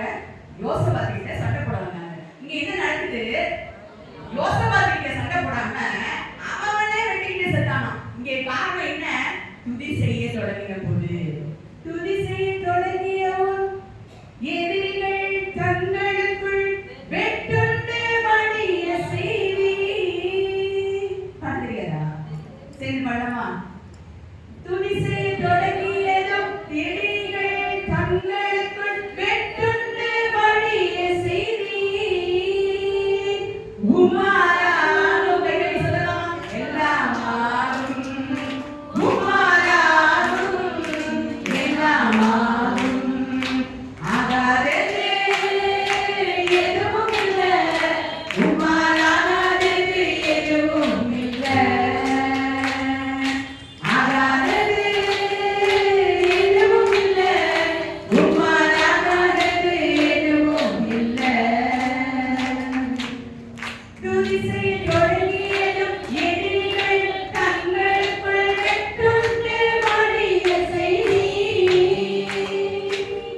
துதி செய்ய தொடங்கியதும் எதிரிகள் தங்களுக்குள் வெட்டுண்டு மடிய செய்தி. உம்மாலாலும் எல்லாம் விசுவாசத்தோட பாடுங்க. உம்மாலாலும் வசனம் நினைச்சு பாடுங்க. எல்லாம் மாறும், ஆகாதது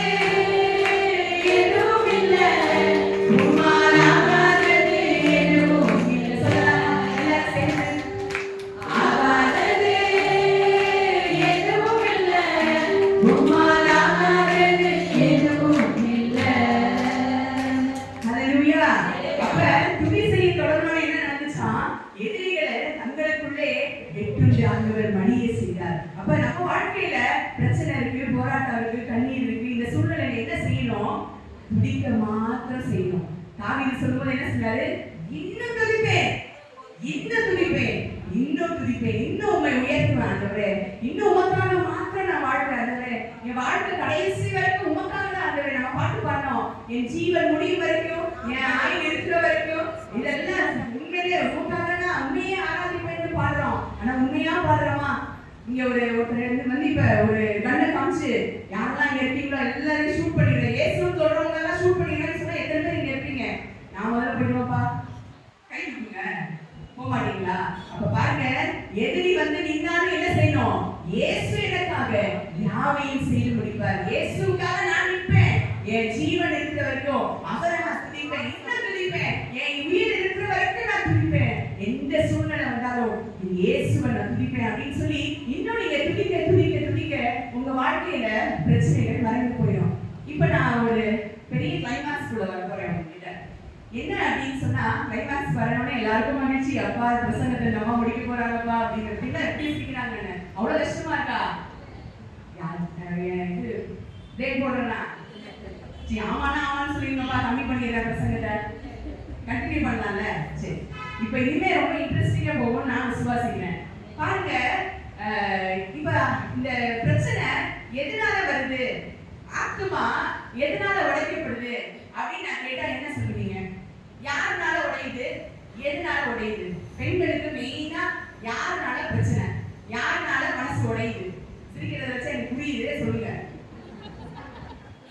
யாருனால பிரச்சனை? நான் சொல்லவா? ஃபர்ஸ்ட் நம்ம பிரச்சனைனா வீட்டுக்காரர் தான். ஆமா, எத்தனை கை கட்டி அலையில சொல்றாங்க, இவங்களால என்ன சொல்றது? அப்ப பிரசவம் நல்லா தான் போகும். அப்ப ஃபர்ஸ்ட் யார் பிரச்சனை? நல்லது சொல்றாங்களோ கெட்டது சொல்றாங்களோ, ஃபர்ஸ்ட் பிரச்சனை யார் தான்? வீட்டுக்காரர் தான். வீட்டுக்காரர் வச்சுட்டே சொல்றேன்னு நினைக்கிறேன், பரவாயில்ல கேட்டு இருக்குமே, வீட்டுல போய் வேற மாதிரி இருக்குமே. சரி, உங்க வீட்டுக்காரர் வரலன்னு கவலைப்படுறீங்களா? திருந்திடுவாங்க, நீங்க போய் திருந்தீங்கன்னா ஆட்டோமேட்டிக்கா அவர் திருந்திடுவாரு. பாருங்க, அப்ப என்ன நடக்குது இங்க? பிரச்சனை யாரால வருது? வீட்டுக்காரரால நிறைய உடைக்கப்படுறோம். ரெண்டாவது யாரால உடைக்கப்படுறோம்? இப்ப டக்குன்னு சொல்லுவீங்க, பிள்ளைகளால. இந்த ரெண்டு தான் நம்மளுக்கு பிரச்சனை தரதுக்குன்னு ஆட்கள் அப்படின்னு சொன்ன பார்த்தா, உன் வீட்டாரே சொல்றீங்க பாருங்க. அப்ப வீட்டார் தான் சத்துருனா வீட்டுல யாரா இருக்கிறா? மாமனார் மாமியார் எக்ஸ்ட்ரா சேர்த்துக்குவோம். இல்லாதவங்க நிறைய பேர் இருப்பீங்க. இப்ப எல்லாம் கொஞ்சம் ஏஜ்டா தெரியுறீங்க, நீங்க தான் மாமனார் மாமியாரா இருப்பீங்க. அப்ப இப்படிப்பட்ட ஒரு சூழ்நிலையில ஃபர்ஸ்ட் கணவர் கொஞ்சம் பிரச்சனையா இருக்காரு, பிள்ளைகள் பிரச்சனையா இருக்காங்க. இந்த உடைக்கப்படக்கூடாது, இருந்தால நமக்கு பிரச்சனை வரக்கூடாது அப்படிங்கிற ஒரு சூழ்நிலைக்குள்ள நம்ம வரணும் அப்படின்னு சொன்னா, ஒரு ஹஸ்பண்ட் அண்ட் ஒய்ஃப வேதத்துல இருந்து உங்களுக்கு காட்டும்படி நான் ஆசைப்படுறேன். எத்தனை பேருக்கு இது புரிஞ்சிருக்கும்னு தெரியல. ஹஸ்பண்ட் ரொம்ப மோசமானவர், ஒய்ஃப் ரொம்ப நல்லவர். இப்படிப்பட்ட சூழ்நிலையில அப்படி ஒரு ஹஸ்பண்ட் கிட்ட இந்த ஒய்ஃப் எப்படி நடந்துக்கிட்டதால தன் வாழ்க்கை ஆசீர்வாதமா இருந்துச்சு அப்படிங்கிறத நான் உங்களுக்கு சொல்ல போறேன். யாருக்காவது புரிஞ்சுதா யாரை பத்தி நான் பேச போறேன்னு? அபிகாயில். Very good. அப்ப இவங்களுக்குலாம் நல்லா தெரியுது நாபால் எப்படிப்பட்டவரு. ரொம்ப ரொம்ப சும்மா சொல்லுங்கப்பா, எனக்கு தெரியும். ரொம்ப மோசமானவர். யாரு? நாபால். சத்தமா தான் சொல்லுங்களேன், பெண்களை என்ன சொல்றீங்க, ஆனா சத்தமா சொல்ல மாட்டேங்கிறீங்களே. சரி, 1 சாமுவேல் 25ஆம் அதிகாரத்தை திருப்பி வச்சுக்கோங்க. 1 சாமுவேல் 25ஆம் அதிகாரம். இவ்வளவு நேரம் மத்ததெல்லாம் பேசினாங்க, பெண்களை பத்தி பேசினா யோசனை பண்ணிட்டே என்ன இப்பதான் வந்திருக்கிறாங்க அப்படின்னு நீங்க நினைக்கலாம். இப்ப இந்த அபிகாயில பத்தி நான் உங்களோட பேசும்படி நான் விரும்புகிறேன். இந்த 1 சாமுவேல் 25ஆம் அதிகாரத்துல நாபாலை குறித்து வாசிக்கிறோம். இந்த நாபாலுடைய கேரக்டரையும் தனியா எடுத்து வச்சிருக்கேன். அதுக்கப்புறம் யாரு? அபிகாயிலுடைய கேரக்டரையும் தனியா எடுத்து வச்சிருக்கேன். இந்த நாபால் எப்படிப்பட்டவர்னு நமக்கு நல்லாவே தெரியும். ஆனா இந்த நாபால் கிட்ட இந்த அபிகாயில் எப்படி நடந்துட்டா அப்படிங்கிறது தான் இந்த விஷயம். இப்போ முதலாவது நாபாலுடைய கேரக்டர்ஸை ஒன்னொன்னா சொல்ல விரும்புறேன். நீங்க எடுத்து வாசித்து பார்த்தீங்க அப்படின்னு சொன்னா, நாபால் எப்படிப்பட்டவன் அப்படின்னு சொன்னா, ஃபர்ஸ்ட் 1 சாமுவேல் 25ஆம் அதிகாரத்துல 2வது வசனத்துல பாத்தீங்கன்னா, மாகோனிலே ஒரு மனுஷன் இருந்தான், நம்முடைய தொழில்துறை கர்மேலில் இருந்தது. அந்த மனுஷன் மகாபாடி குடித்தனக்காரனாய் இருந்தான். இதை வாஸ்தவம் நான் நினைச்சேன், நல்ல சரக்கடி பாராட்டு, அதுதான் மகாபாடி குடித்தனக்காரன் அப்படின்னு நான் யோசனை பண்ணேன். அப்புறம் இங்கிலீஷ் பைபிள் எடுத்து கம்பேர் பண்ணி பார்த்தா அவர் எப்படிப்பட்டவர் அப்படின்னு சொன்னா, ரொம்ப வெல்த்தியான பர்சன், நல்ல பணக்காரர். ஏன் அப்படி பணக்காரன்னு அவர் சொல்றாங்கன்னு பாத்தீங்கன்னா, அடுத்த வசனம், அந்த வசனத்துல கண்டினியூட்டி வாசித்து பாத்தீங்கன்னா, அவருக்கு 3000 ஆடும் 1000 வெள்ளாடும் இருந்தது. அப்ப நம்ம ஊர்ல ஒரு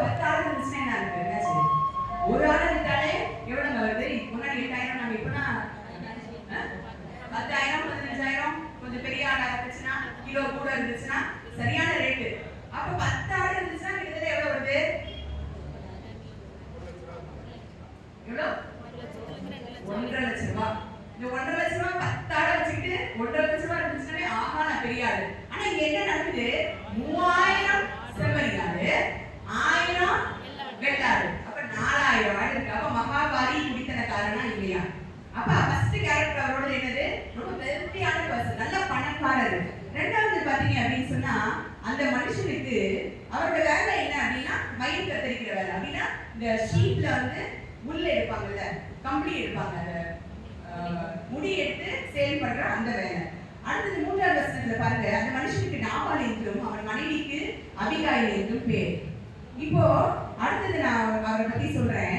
அவருடைய பேர் என்னது? அவருடைய பேருங்கிற அபிகாயில்.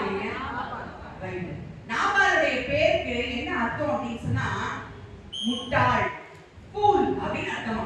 அவர் பேர் என்ன? அப்பனா எவ்வளவு முட்டாள்தனமா அதனால நடந்து பாருன்னு பாத்துக்கோங்க. அப்ப ஃபர்ஸ்ட் ரொம்ப காசுக்காரரு, காசு இருந்தும் என்னவா அவரு சரியான ஒண்ணா நம்பர் முட்டாள், புத்தி இல்ல. புத்தி இல்லைன்னா ஒண்ணுமே செய்ய முடியாது. மூன்றாவது அவருடைய கேரக்டர் என்ன அப்படின்னு சொல்லி பாத்தீங்கன்னா ரொம்ப முரணை, அதே போல என்னவா துராகிருதமா இருந்தான் அப்படின்னு வேதம் சொல்லுகிறது. முரணை துராகிருதன் அப்படின்றதெல்லாம் அர்த்தம் பார்த்தா எப்ப பார்த்தாலும் கடுகடுன்னு இருக்கிறவரா, எப்ப பார்த்தாலும் ஹாஷா இருக்கிறவர், எப்ப பார்த்தாலும் எப்படிதான் இருப்பாரு? கடு கடு கடு கடு கடுன்னு இருப்பாரு. எப்ப பார்த்தாலும் ஹாஷான வேர்ட்ஸ் யூஸ் பண்ணுவாரு.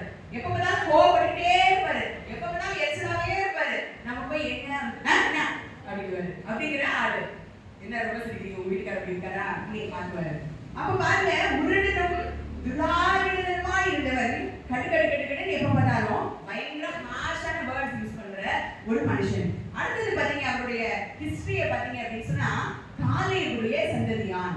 இந்த காலேபுடைய சந்ததியான் அப்படின்னு பைபிள்ல இவரை மட்டும் தான் சொல்லியிருக்கு. காலேபுடைய சந்ததியான். இவங்க இந்த காலேப் சந்ததி எங்க உள்ளவங்க அப்படின்னு சொன்னா யூதா கோத்திரத்துல ஒரு பார்ட் இருந்தாங்க. யாரு?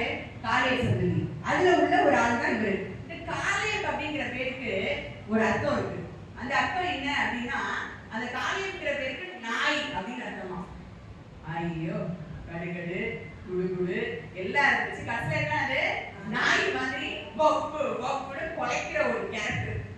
இப்படி ஒரு கேரக்டர் தான் யார் இருக்கிறா? அபிகாயில். அடுத்த ஒரு கேரக்டர் அவர்கிட்ட சொல்ல விரும்புறேன். 17ஆவது வசனத்தை வாசித்து பாத்தீங்க அப்படின்னு சொன்னா அவர்கிட்ட ஒருத்தர் கூட பேச முடியாது. என்ன பண்ண முடியாது? ஐயோ எங்க வீட்டுக்காரா, அவர்கிட்ட யாரும் பேச முடியாது சொல்லுவோம்ல, அந்த மாதிரி ஆள்னா யாரு? ஒருவரும் பேசக்கூடாதபடி பேலியாளின் மகன். அடுத்த ஒரு எக்ஸ்ட்ராடினரி கேரக்டர் அவர்கிட்ட இருக்கிறது என்ன அப்படின்னு சொல்லி பாத்தீங்கன்னா 36ஆவது வசனம், குடித்து வெறிக்கிற ஒரு மனுஷன். எப்படிப்பட்ட மனுஷனா? நல்ல சரக்கு போடுற ஒரு மனுஷன். நம்ம கல்லூரி லாங்குவேஜ்ல சொன்னா என்னவா? நல்ல ட்ரிங்க்ஸ் பண்ற ஒரு மனுஷன். இப்படிப்பட்ட கேரக்டர் என்னெல்லாம் பாருங்க, நான் உங்களுக்கு திரும்ப சொல்றேன். அவர் என்னவா இருந்தாரு? மகாபாரி குடித்தனக்காரர், அதாவது வெல்தி பர்சனா இருந்தாரு. அடுத்தது என்னவா இருந்தாரு? முட்டாளா இருந்தாரு, பயங்கர ஃபூல் அவரு. அடுத்தது பாத்தீங்கன்னா எப்ப பார்த்தாலும் கடுகடுன்னு இருக்கிற ரொம்ப ஹார்ஷ் வேர்ட்ஸ் யூஸ் பண்ற ஒரு மோசமான ஒரு மனுஷன். அடுத்தது காலேபின் சந்ததியான். காலேபுங்கிற பேருக்கு நாயின் அர்த்தம். நீங்க மறக்கவே மாட்டீங்களே, எங்க வீட்டுக்கார காலேப் சந்ததியான் நீங்க சொல்ல போறீங்க. நீங்க காலேபின் சந்ததியான். அப்ப நாய் போல குணத்தை உடையவர். அடுத்தது பாத்தீங்க அப்படின்னு சொன்னா யாருமே அவர்கிட்ட பேச முடியாது. என்ன பண்ண முடியாது? யாருமே பேச முடியாத அளவுக்கு ஒரு பேடியாளின் மகன். அடுத்தது குடித்து வெறிக்கிறவர்.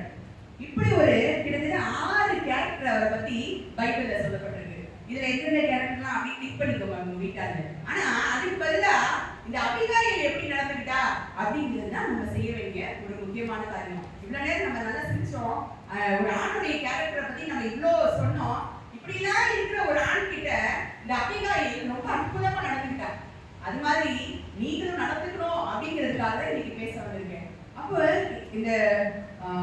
இந்த அபிகாயிலுடைய கேரக்டர் என்ன அப்படிங்கிறத நம்ம பார்க்க போறோம். அப்ப இவ்வளவு நேரம் நம்ம பேசிட்டு இருந்த ஒவ்வொரு காரியத்திலையும் நான் எப்படி நீங்க நடந்துக்கணும் ஆண்டவரே நீங்க சொல்லி ஆண்டவர்கிட்ட கேட்க போறீங்க. முதல் கேரக்டர் 3ஆவது வசனத்துல வாசி பாத்தீங்கன்னா அவ மகா புத்திசாலியும் ரூபவதியுமா இருந்தார். நீங்க கொஞ்சம் அழகா இருந்துட்டோம் அப்படின்னு சொன்னா புத்தி வேலை செய்யோ இல்லையோ என்ன பண்ணிடுறோம்? புத்தி இல்லாம நடந்துக்கிறோம். நான் தான் பெரிய ஆளு, நான் ரொம்ப அழகு, நான் ரொம்ப கலரா கடவுளை நான் படிச்சிருக்கிறாரு அப்படின்னு சொல்லி பயங்கர ஒரு கெத்து வந்தது நமக்கு.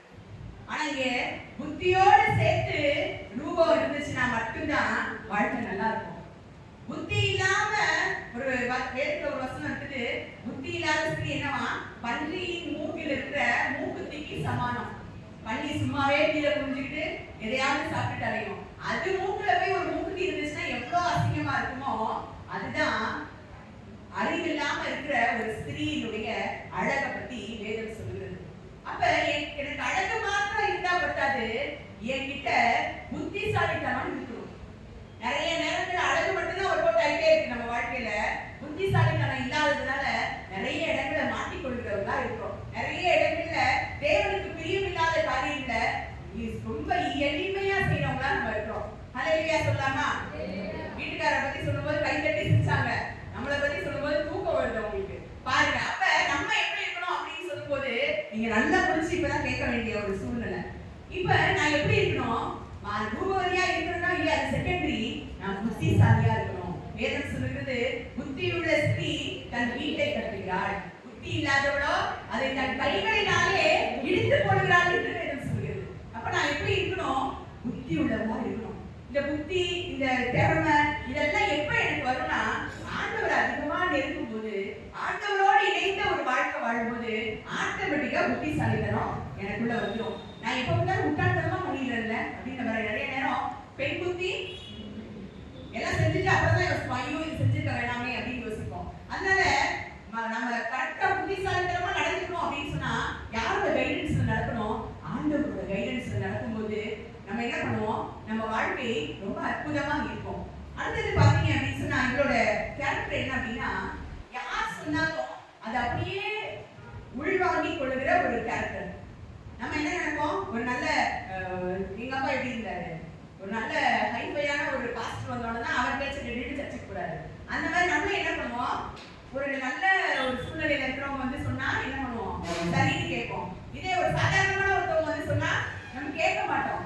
ஆனா இங்க வேலைக்காரர் சொல்வதை ரொம்ப அழகா கவனிச்சு கேட்கிறார். யாரு? அபிகாயில். இந்த சூழ்நிலை என்னங்கிறத உங்களுக்கு நான் சொல்ல விரும்புகிறேன். ஒருவேளை எல்லாருக்கும் இது தெரியாம இருக்கலாம். அபிகாயில், நாபால் அப்படின்னு ரெண்டு பேரு ஹஸ்பண்ட் ஒய்ஃப். அவங்க ரெண்டு பேரும் அவங்களுடைய வாழ்க்கையில என்ன நடக்குது அப்படின்னா, இந்த நாபால் வந்து நம்ம சொன்னது போல ஆடு மேய்க்கிறவரு, அந்த மயில் கத்தரிக்கிறவரு. அவர் கத்தரிச்சிட்டு இருந்தப்போ தாவீது என்ன பண்றாரு அப்படின்னு சொன்னா, அவருடைய வேலையாட்களை அனுப்பி அவருக்கு சாப்பாடு கேட்டு அனுப்புறாரு. சிம்பிளா சொல்ல போனா, உங்களுக்கு சிம்பிளா புரியல லாங்குவேஜ்ல சொல்றேன். இப்ப சாப்பாடு கேட்டு அனுப்புறாரு. ஏன் அப்படின்னு சொன்னா, நாபாலுடைய வேலைக்காரர் பக்கத்துல அவங்க இருந்தப்ப இந்த நாபாலுடைய வேலைக்காரங்க நல்ல சப்போர்ட்டிவா இருந்தாங்க. அதனால வந்து இப்ப நாங்க பசியா இருக்கோம், அதனால எங்களுக்கு சாப்பாடு கொடுங்கன்னு யார்கிட்ட இருந்து கேட்கிறாங்க, நாபால் கிட்ட கேட்கிறாங்க. அப்ப இந்த நாபால் நல்ல மனுஷனா இருந்திருந்தான் அப்படின்னு சொன்னா அவன் கண்டிப்பா ஒரு சாப்பாடு தானே கொண்டு போவோம் அப்படின்னு நினைச்சுப்பான். அவன் தான் என்ன, மகா முட்டாள், கூல். ஆனா என்ன நடக்குது, இங்க வந்து சாப்பாடு கேட்க வந்தப்ப அவன் என்ன சொல்றான், யாருன்னே தெரியாத ஒருத்தருக்கு நான் எப்படி கொடுக்க முடியும் அப்படின்னு கேட்கிறான். இதை கேட்ட உடனே தாவீது ஒரு பெரிய படையோட இருக்கிறான். அவன் என்ன பண்ணிடுறான், இன்னைக்கு பாரு நாபாலுக்கு சுவர்ல நீர் விட நாய் கூட இல்லாத அளவுக்கு அவன் வம்சத்தை அழிச்சிடுறான் பாரு அப்படின்னு சொல்லிட்டு வேகமா வரான். அந்த சூழ்நிலையில யார் வந்து சொல்றா, வேலைக்காரர்கள் அபிகாயில் கிட்ட வந்து சொல்றாங்க. இந்த சூழ்நிலையில நம்மளா இருந்தா என்ன செஞ்சிருப்போம் அப்படின்னு சொன்னா, ஆமா எங்க வீட்டுக்காரர் தான் சொல்லிட்டாருல, நானும் ஜோர் போட மாட்டேன் அப்படின்னு சொல்லியிருப்போம். ஆனா இங்க அபிகாயில் அங்க உள்ள சீரியஸான கண்டிஷனை நல்லா புரிந்து கொண்டா. தாவீதை பத்தி நல்லா தெரிஞ்சிருந்தா, இவர் சொல்லிட்டாருன்னா அப்படியே செஞ்சிருவாருப்பா, என் குடும்பம் ஒண்ணுமில்லாம போயிருமே அப்படின்னு சொல்லி அங்க புத்திசாலித்தனமாக யோசிக்கிறத நம்ம பாக்குறோம். நிறைய நேரங்கள்ல புத்திசாலித்தனம் தான் நமக்கு என்ன பண்ணிடுது, அப்படியே மழுங்கடிச்சு போய் படுத்து கிடக்குது. ஆனா ஆண்டவருக்கு அபிகாயில் எப்படி இருக்கா அப்படின்னு சொன்னா, புத்திசாலியா யோசித்து முதல்ல என்ன பண்றா, 19வது வசனத்துல வாசிச்சு பாத்தீங்கன்னா, ஃபர்ஸ்ட் வெகுமதிகள் எல்லாம் பேக் பண்ணி தாவீதுக்கு முதல்ல கொடுத்துருக்கா. இதே மாதிரி இன்னொரு சிச்சுவேஷன் நடந்துச்சு. எங்கன்னு சொல்லலாமா, வெகுமதிகளை முன்னாடி அனுப்பிட்டு பின்னாடி போறாரு. ஏசாக்கு யார் அனுப்புறா, யாக்கோபு அனுப்புறாரு. நீங்களா பைபிள் நல்லா தெரிஞ்சுட்டீங்கன்னா சும்மா ஒரு செக் பண்ணி பாருங்க. அப்போ ஏசா என்ன பண்றாரு, ஏசாக்கு யாரு, யாக்கோபு முன்னாடி கிஃப்ட் அனுப்பிச்சுட்டு அப்புறம் போகும் என்னாச்சு, அழகா கூல் ஆகி நல்லா இருக்காரு. அதே மாதிரி அந்த டெக்னிக்கை இந்த அம்மா இங்க யூஸ் பண்ணுது. இதுக்குதான் பைபிள்லாம் நிறைய படிக்கணும். இந்த மாதிரி டெக்னிக்ஸ் எல்லாம் அங்க எங்க சொல்லி தருவாங்க. அப்படிதானே? அப்ப இங்க ஒரு டெக்னிக் அந்த அம்மா யூஸ் பண்றாங்க. என்ன அப்படின்னு சொன்னா, நிறைய கிஃப்ட் எல்லாம் என்ன பண்றாரு, கிஃப்ட்டுக்காக தானே அந்த சோத்துக்கு தானே பண்ணி அடிச்சுக்கிட்ட, முதல்ல நீ இதை முதல்ல சாப்பிட்டு முதல்ல திருப்தி ஆகுது, அதுக்கப்புறம் நான் வரேன் அப்படின்னு சொல்லி முன்னாடி என்ன பண்றாங்க, வெகுமதிகளை பேக் பண்ணி அனுப்புறாங்க. அடுத்த சூழ்நிலை என்ன பாத்தீங்க அப்படின்னு சொன்னா, ஒரு முக்கியமான விஷயம் அந்த 19வது வசனத்துல கடைசியில வாசித்து பாருங்க. சத்தமா வாசிங்க. தன் புருஷனாகிய நாபாலுக்கு அதை அறிவிக்கவில்லை. அவனுக்கு நல்லாவே தெரியும். அவனுக்கு அவரு ஏற்கனவே முடியாதுன்னு சொல்லிட்டாரு. ஆனா அவருக்கு என்ன தெரியாது, நம்ம கொடுக்கல அப்படின்னு சொன்னா நம்ம சந்ததியே அழிச்சிடும் அப்படிங்கறது அவருக்கு புரியாது. அப்ப என்ன பண்றா அப்படின்னு சொன்னா, அது தன் புருஷனுக்கு அறிவிக்காமல் அதை போய் செய்தா. இது ஒரு சைடு நம்ம யோசனை பண்ணி பார்த்தோம்னா என்ன, ஐயோ புருஷனுக்கு சொல்லாம எப்படி செய்யறது, 4 சேரை வாங்கி பதுக்கி வச்சுக்கிட்டு ஒவ்வொன்றா எடுத்து ரிலீஸ் பண்றீங்க பாருங்க, அதுதான் தப்பு. அததான் மறைக்க கூடாது, அப்படிதான் மறைக்க கூடாது. ஆனா இந்த பிரச்சனையை நான் என் ஹஸ்பண்ட சொன்னேன் அப்படின்னு சொன்னா இது பெரிய பிரச்சனையாகும் அப்படின்னு ஒரு காரியம் இருந்துச்சுன்னா அதை மறைக்கிறது ரொம்ப நல்லது. ஆனா சொல்லணும், எந்த சிச்சுவேஷன்ல என் கணவர் இதை சொன்னா சரியா இருக்கும் அப்படிங்கறத நீங்க அதிகாரி யோசனை பண்ணலாம். இதை சொல்லிட்டு நான் கிளம்புனேன் அப்படின்னு சொன்னா என்ன பண்ணுவாரு எங்க வீட்டுக்காரு, அதெல்லாம் போகக்கூடாது அப்படின்னு நிப்பாட்டிருப்பாரு. அபிகாயினுடைய வாழ்க்கை, அவளுடைய புருஷனுடைய வாழ்க்கை எல்லாமே கரப்பட்டமா போயிருக்கும். அங்க என்ன நடக்குது அப்படின்னு சொன்னா, அபிகாயில் தன் புருஷனாகிய நாபாலுக்கு அறிவிக்காம நேரா தாவீது கிட்ட போறா. நீங்க இந்த 23, 24வது வசனத்துல வாசித்து பாத்தீங்கன்னா ரொம்ப தாழ்மையா அங்க நடந்து கொள்கிறத பார்க்கிறோம். தாவீதை பார்க்க என்ன பண்றா, முகம் குப்புற முழங்கால் பண்றா. இந்த மாதிரி ஒரு தாழ்மையுள்ள இருதயத்தை பார்க்கிறோம். இன்னைக்கு நமக்குலாம் ஒருத்தவங்களுக்கு விஷ் பண்ணோம் அப்படின்னு சொன்னா கை அப்படிங்கிறோம். அந்த மாதிரி நல்லா விஷ் பண்ணுங்களேன். ஒருத்தவங்க ஸ்தோத்திரம் சொல்லணும்னா எப்படி சொல்லுங்க, நல்ல கையெடுத்து, சின்ன பிள்ளையோ பெரியவங்களோ நல்ல கையெடுத்து நல்ல தாழ்மையோட மனசுல யாருக்கு ஸ்தோத்திரம் சொல்றோம், அவங்கள பார்த்தா சொல்றோம். அவங்கள பார்த்து உங்களை பார்த்ததுல கர்த்தருக்கு ஸ்தோத்திரம்னு சொல்லி ஷார்ட்டா கர்த்தருக்கு ஸ்தோத்திரம் சொல்றோம். அப்ப இங்க பாக்குறோம் அப்படின்னு சொன்னா அபிகாயிலுக்குள்ள அந்த தாழ்மை, அந்த விட்டு கொடுக்கிற தன்மை, அந்த ஒரு எவ்வளவு தாழ்மையா இருக்க முடியுமோ அந்த தாழ்மைய, அந்த ஒரு தேவன் எதிர்பார்க்கிற ஒரு பொறுமைய, ஒரு தன்னை தாழ்த்துகிற ஒரு சூழ்நிலைய அங்கே நம்ம பார்க்கிறோம். அடுத்தது பாத்தீங்க அப்படின்னு சொன்னா 25வது வசனத்துல இருந்து 31வது வசனம் வரைக்கும் ஒரு லாங் இதை பார்க்கிறோம். அங்க டேவிட் அவர் தாவீத கன்வின்ஸ் பண்றா. இன்னைக்கு கன்வின்ஸ் பண்றதுனால என்னதான் இருக்கு, பிரச்சனையா தான் இருக்கு. ஒரு சாரி கேட்கறது என்னவா தான் இருக்கு, பிரச்சனையா தான் இருக்கு. சின்ன வயசுல இருந்து என்னோட லைஃப்ல பாத்தீங்கன்னா சாரிங்கிற வார்த்தை கூட எனக்கு கேட்க முடியாது. ஆனா கல்யாணம் பண்ணி வந்ததுக்கு அப்புறம் சாரி சாரி சாரி கால விடு கையில விடு இப்படிதான் ஓடுது. அப்ப ஆண்டவர் என்ன பண்ணுவாரு, நம்ம ரொம்ப அப்படி இருந்தோம்னா அப்படி தலையில கொண்டு வந்துருவாரு. ஏன் அப்படின்னு சொன்னா ஆண்டவர் விரும்புகிற தாழ்மை, அந்த கன்வின்சிங் கேரக்டர் நமக்குள்ள இருந்தாதான் அந்த ஊழியத்தை செய்ய முடியும். ஊழியம் செய்யறதுன்னா சாதாரணமா நிறைய பேர் நினைக்கலாம், நானும் ஊழியத்துக்கு போறேன், நானும் ஊழியம் செய்யணும்னு ஆசைப்படுறேன், எல்லாமே நினைக்கலாம். ஆனா அந்த ஊழியத்தை நான் உடச்சு நொறுக்கி ஒண்ணுமே இல்லாம ஆண்டவரை தரவற்கு தாழ்த்துறதுக்கு அப்புறம் தான் அந்த ஊழியத்தை நான் உயர்த்த ஆரம்பிப்பாரு. என்னுடைய வாழ்க்கையில நிறைய சூழ்நிலைகளை கடந்து வந்தேன். ஆண்டவரே ஒரு பெரிய ஃபேமிலியில ஆண்டவர் திருமணமாகி போகும்படி செய்தார். எனக்கு நான் ஒரே பிள்ளையா இருந்தேன். கிட்டத்தட்ட 12 வருஷம் கழிச்சு நான் ஒரு பிள்ளை பிறந்தேன் அப்படின்னு சொன்னா எங்க வீட்டுல இவ்வளவு தாமலாம் இருந்துருக்காங்க அப்படின்னால ரொம்ப செல்லமா தான் வச்சிருந்தாங்க. வீட்டுல ஒரு வேலையை ஒரு சின்ன வேலை செஞ்சா போங்கம்மா அப்படின்னு சொல்லிட்டு வாழ்ந்த வாழ்க்கை தான். ஆனா வந்தேன் பாருங்க ஒரு பெரிய ஃபேமிலிக்குள்ள ஒரு 20 பேர் எப்போதும் இருக்கிற மாதிரி ஜெய் ஜெய் ஜெய்னு எனக்கு ரொம்ப ஆசை. அந்த ஃபேமிலிக்குள்ள போக போறோட ரொம்ப சந்தோஷம். என்ன சந்தோஷம், எங்க வீட்டுல அப்படியே உண்மையா போனோம்னா அந்த ரூம்லயே இருந்துட்டே இருந்ததுக்கு இங்க எல்லாரும் சிரிப்பாங்க, ஜாலியா இருப்பாங்க, கை தட்டுவாங்க, ஆர்வமா இருக்கும் அப்படின்னு நினைச்சு உள்ள நுழைஞ்சா இது 20 பேருக்கும் நம்ம தான் ஆளினால் அப்படிங்கிறத தெரிஞ்சதுக்கு அப்புறம் கொஞ்சம் அப்படியே டவுன் ஆச்சு. அப்படியே கொஞ்சம் கொஞ்சமா சர்ச்சுக்கு போறது அப்படியே நின்று போச்சு. அதுதான் என்னோட வாழ்க்கையில ஃபர்ஸ்ட் அடி என் தலையில விழுந்ததுன்னு நான் யோசனை பண்ணேன். என்னுடைய தலைவனை எல்லாம் தண்ணீராக நினைச்சிட்டு, ஆண்டவரே நான் உங்களுக்கு விரோதமா நான் ஏதாவது செஞ்சிருந்தேன் என் மன்னிங்க ஆண்டவரே, ஆலயத்துக்கு போறதுக்கு எனக்கு திரும்ப தாங்க ஆண்டவரே சொல்ல ஆரம்பிச்சேன் ஆண்டவர்கிட்ட. அதுக்கு முன்னாடி வரைக்கும் வேலைக்கு போற ஒரு மாப்பிள்ளைய தான் கல்யாணம் பண்ணணும் அப்படின்னு சொல்லி ஊழியெல்லாம் செய்ய மாட்டேன்னு ரொம்ப வைராக்கியமா இருந்த ஆளு ஆண்டவர் தலையில தட்டினாரு.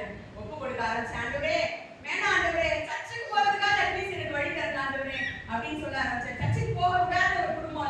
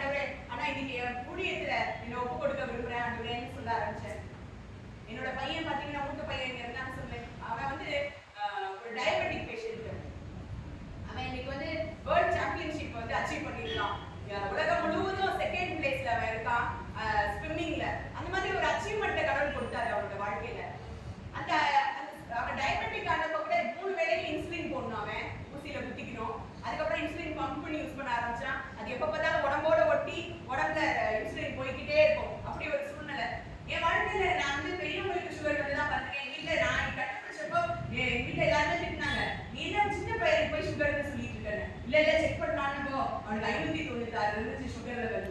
அப்படி ஒரு சூழ்நிலையில தான் அவனை நாங்க வந்து வளர்க்க ஆரம்பிச்சோம்.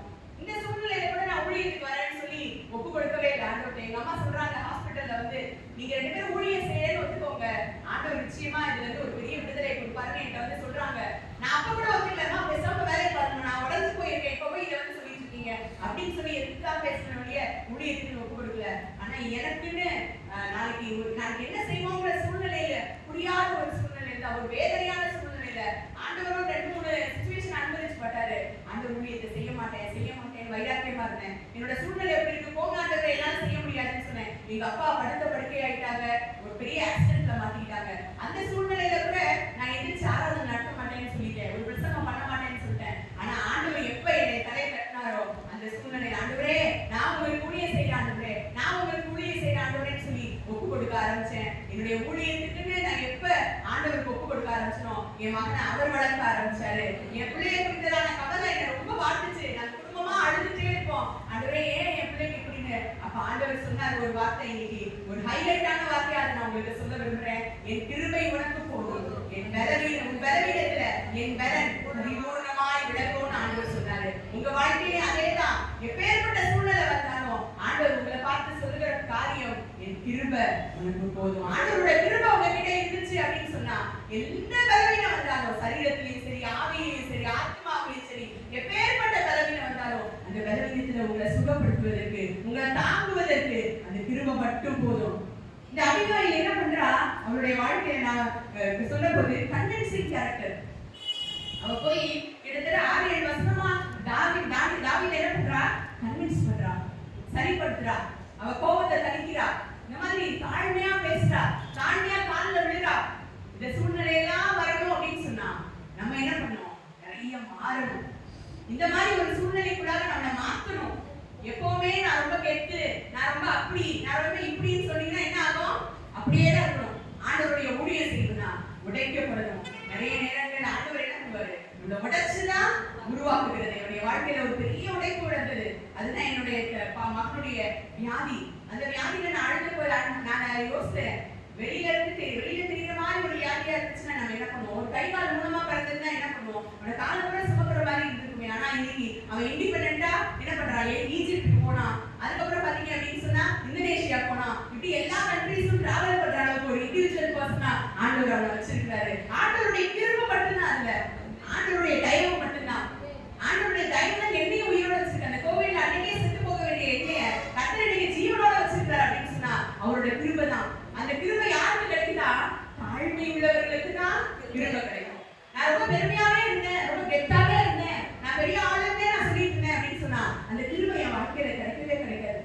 நான் கண்ணீர் விட்டு எப்ப என்னை உடைக்க ஆரம்பிச்சனும், ஆண்டவரே என்னை உடைச்சு என்னை உருவாக்கும் ஆண்டவரே, உயவனாகி உங்களுடைய கருத்துல என்னை முற்றிலுமா அர்ப்பணிக்கிற ஆண்டவரே எப்ப சொல்ல ஆரம்பிச்சனோ, எப்ப ஆண்டவரை கன்வின்ஸ் பண்ற ஒரு சூழ்நிலை வர ஆரம்பிச்சனோ, என் வாழ்க்கையை கர்த்தர் மாற்றினாரு. உங்க வாழ்க்கையை இன்னைக்கு மாத்தணும், உங்க வாழ்க்கையில அந்த ஆத்துமால இருக்கிற பலவீனம் மாறணும் அப்படின்னு சொன்னா நீங்க செய்ய வேண்டிய ஒரே காரியம், ஆண்டவருடைய சமூகத்துல உங்களை அதிகமா தாழ்த்த ஆரம்பிங்க. துதிக்க ஆரம்பிக்கிறது முதல் காரியமா இருந்தாலும், 2வது காரியம் ஆண்டவர் சமூகத்துல உங்களை தாழ்மையா வச்சுக்கிட்டீங்க அப்படின்னு சொன்னா ஆண்டவர் ரொம்ப உயர்த்துகிற தேவனாக இருக்கிறார். தாழ்மையுள்ளவரிடம் தங்கிடுதே திருவை கண்ணன், தாழ்மையுள்ளவரிடம் தங்கிடுதே கிருபை, வாழ்நாளெல்லாம் அது போதுமே, சுகமுடன் தங்களமுடன் வாழ்நாளெல்லாம்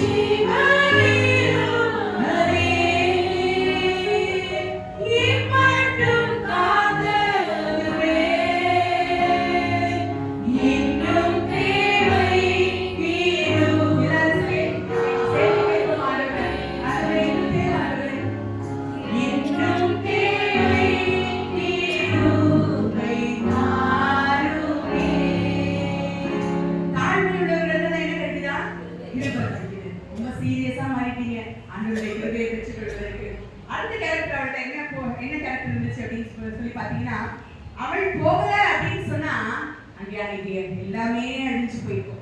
அப்ப நம்மளுடைய கேரக்டர் எப்படியா இருக்கணும்? ஒரு காரியத்துல எல்லாத்தையும் இழந்து போக போறோம் அப்படிங்கிற சூழ்நிலையில புத்திசாலியா நடந்து கொண்டு அதுக்கு முன்னாடியே நம்ம போய் அதை வராதபடி தடுக்கிற ஒரு ஸ்திரீயாக கர்த்தர் நம்மளை வைக்கணும்.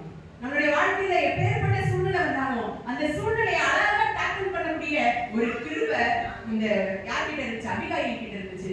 இதேதான் நமக்குள்ளே இருந்துச்சு அப்படின்னு சொன்னா நம்ம வாழ்க்கை வேற மாதிரி இருக்கும். நம்மளுடைய வாழ்க்கை தரம் உயர்த்தப்படும். ஹல்லேலூயா. அடுத்தது பாத்தீங்க அப்படின்னு சொன்னா இங்க என்ன நடக்குது அப்படின்னா, இவ போய் எல்லாத்தையும் தாவியை பார்த்து கன்வின்ஸ் பண்ணிட்டு எல்லா சாப்பாடையும் கொடுத்துட்டு திரும்ப வந்து பாக்குறா. வந்து பார்க்கும்போது அவருடைய சூழ்நிலை எப்படி இருந்துச்சுன்னு உங்களுக்கு தெரியுமா? அவன் எப்படி இருந்தான்? நாவல் எப்படி இருந்தான்?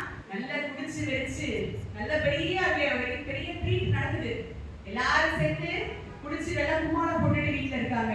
வந்து பார்க்கும்போது அபிகாயிலுக்கு எப்படி இருக்கும்? நம்ம இப்படி போய் இவ்வளவு கஷ்டத்தை அனுபவிச்சுட்டு கால விழுந்து கையில விழுந்து எல்லாம் செஞ்சுட்டு வரமே, நம்ம வீட்டுக்குள்ள நடந்த நம்ம கணவர் குடிச்சிட்டு உட்கார்ந்துருக்கிறானேன்னு சொல்லி அவளுக்குள்ள ஒரு பெரிய துக்கம் இருந்துச்சு. அதனால என்ன பண்ணா, இப்ப போய் நம்ம கணவர் கிட்ட இந்த விஷயத்த சொன்னோம் அப்படின்னு சொன்னா இது ஒரு பெரிய பிரச்சனை ஆயிடும். அதனால இப்ப சொல்லாம அதுக்கப்புறம் பாத்தீங்க அப்படின்னு சொன்னா அடுத்த நாள் காலையில தான் தாவீது விஷயத்த என்ன பண்றா? அபிகாயில் நாபால் கிட்ட சொல்றா. இன்னைக்கு நிறைய வீடுகள்ல பிரச்சனைக்கு காரணமே என்ன அப்படின்னு சொன்னா, எப்ப கணவர்கிட்ட என்ன சொல்லணும் அப்படிங்கறத நல்லா தெரிஞ்சுக்கணும். அவர் ஒரு நல்ல மூடு இல்ல அப்படிங்கும் போது பேசாம அமைதியா இருக்கணும். நிறைய ஸ்திரீகள் எப்ப பேசாம இருக்கணும், எப்ப பேசணும் புரிய மாட்டேங்குது. அவர் அப்பதான் வந்து சாப்பாட்டுல கை வைப்பாரு. எங்க நாளைக்கு எலக்ட்ரிக் பில் கட்டணுங்க, நாளைக்கு அது செய்யுங்க, இது செய்யணும், ஏன்னா நீங்க அப்படி பக்கத்திட்ட மாத்து பாருங்க அப்படின்னு எல்லாத்தையும் என்னதான் சொல்றது. சோத்துல அவர் தட்டத்தை வச்சுக்கிட்டே இருப்பாரு. சோத்துல கரண்டியை போட்டுட்டு நம்ம பேசிக்கிட்டே இருக்கோம். அவர் தட்ட பாப்பா, கரண்டியை பாப்பா, தட்ட பாப்பா, கரண்டியை பாப்பாரு. சோறு கட்டுக்கு வரவே பேச்சுதான் பேசிக்கிட்டே இருப்பாங்க.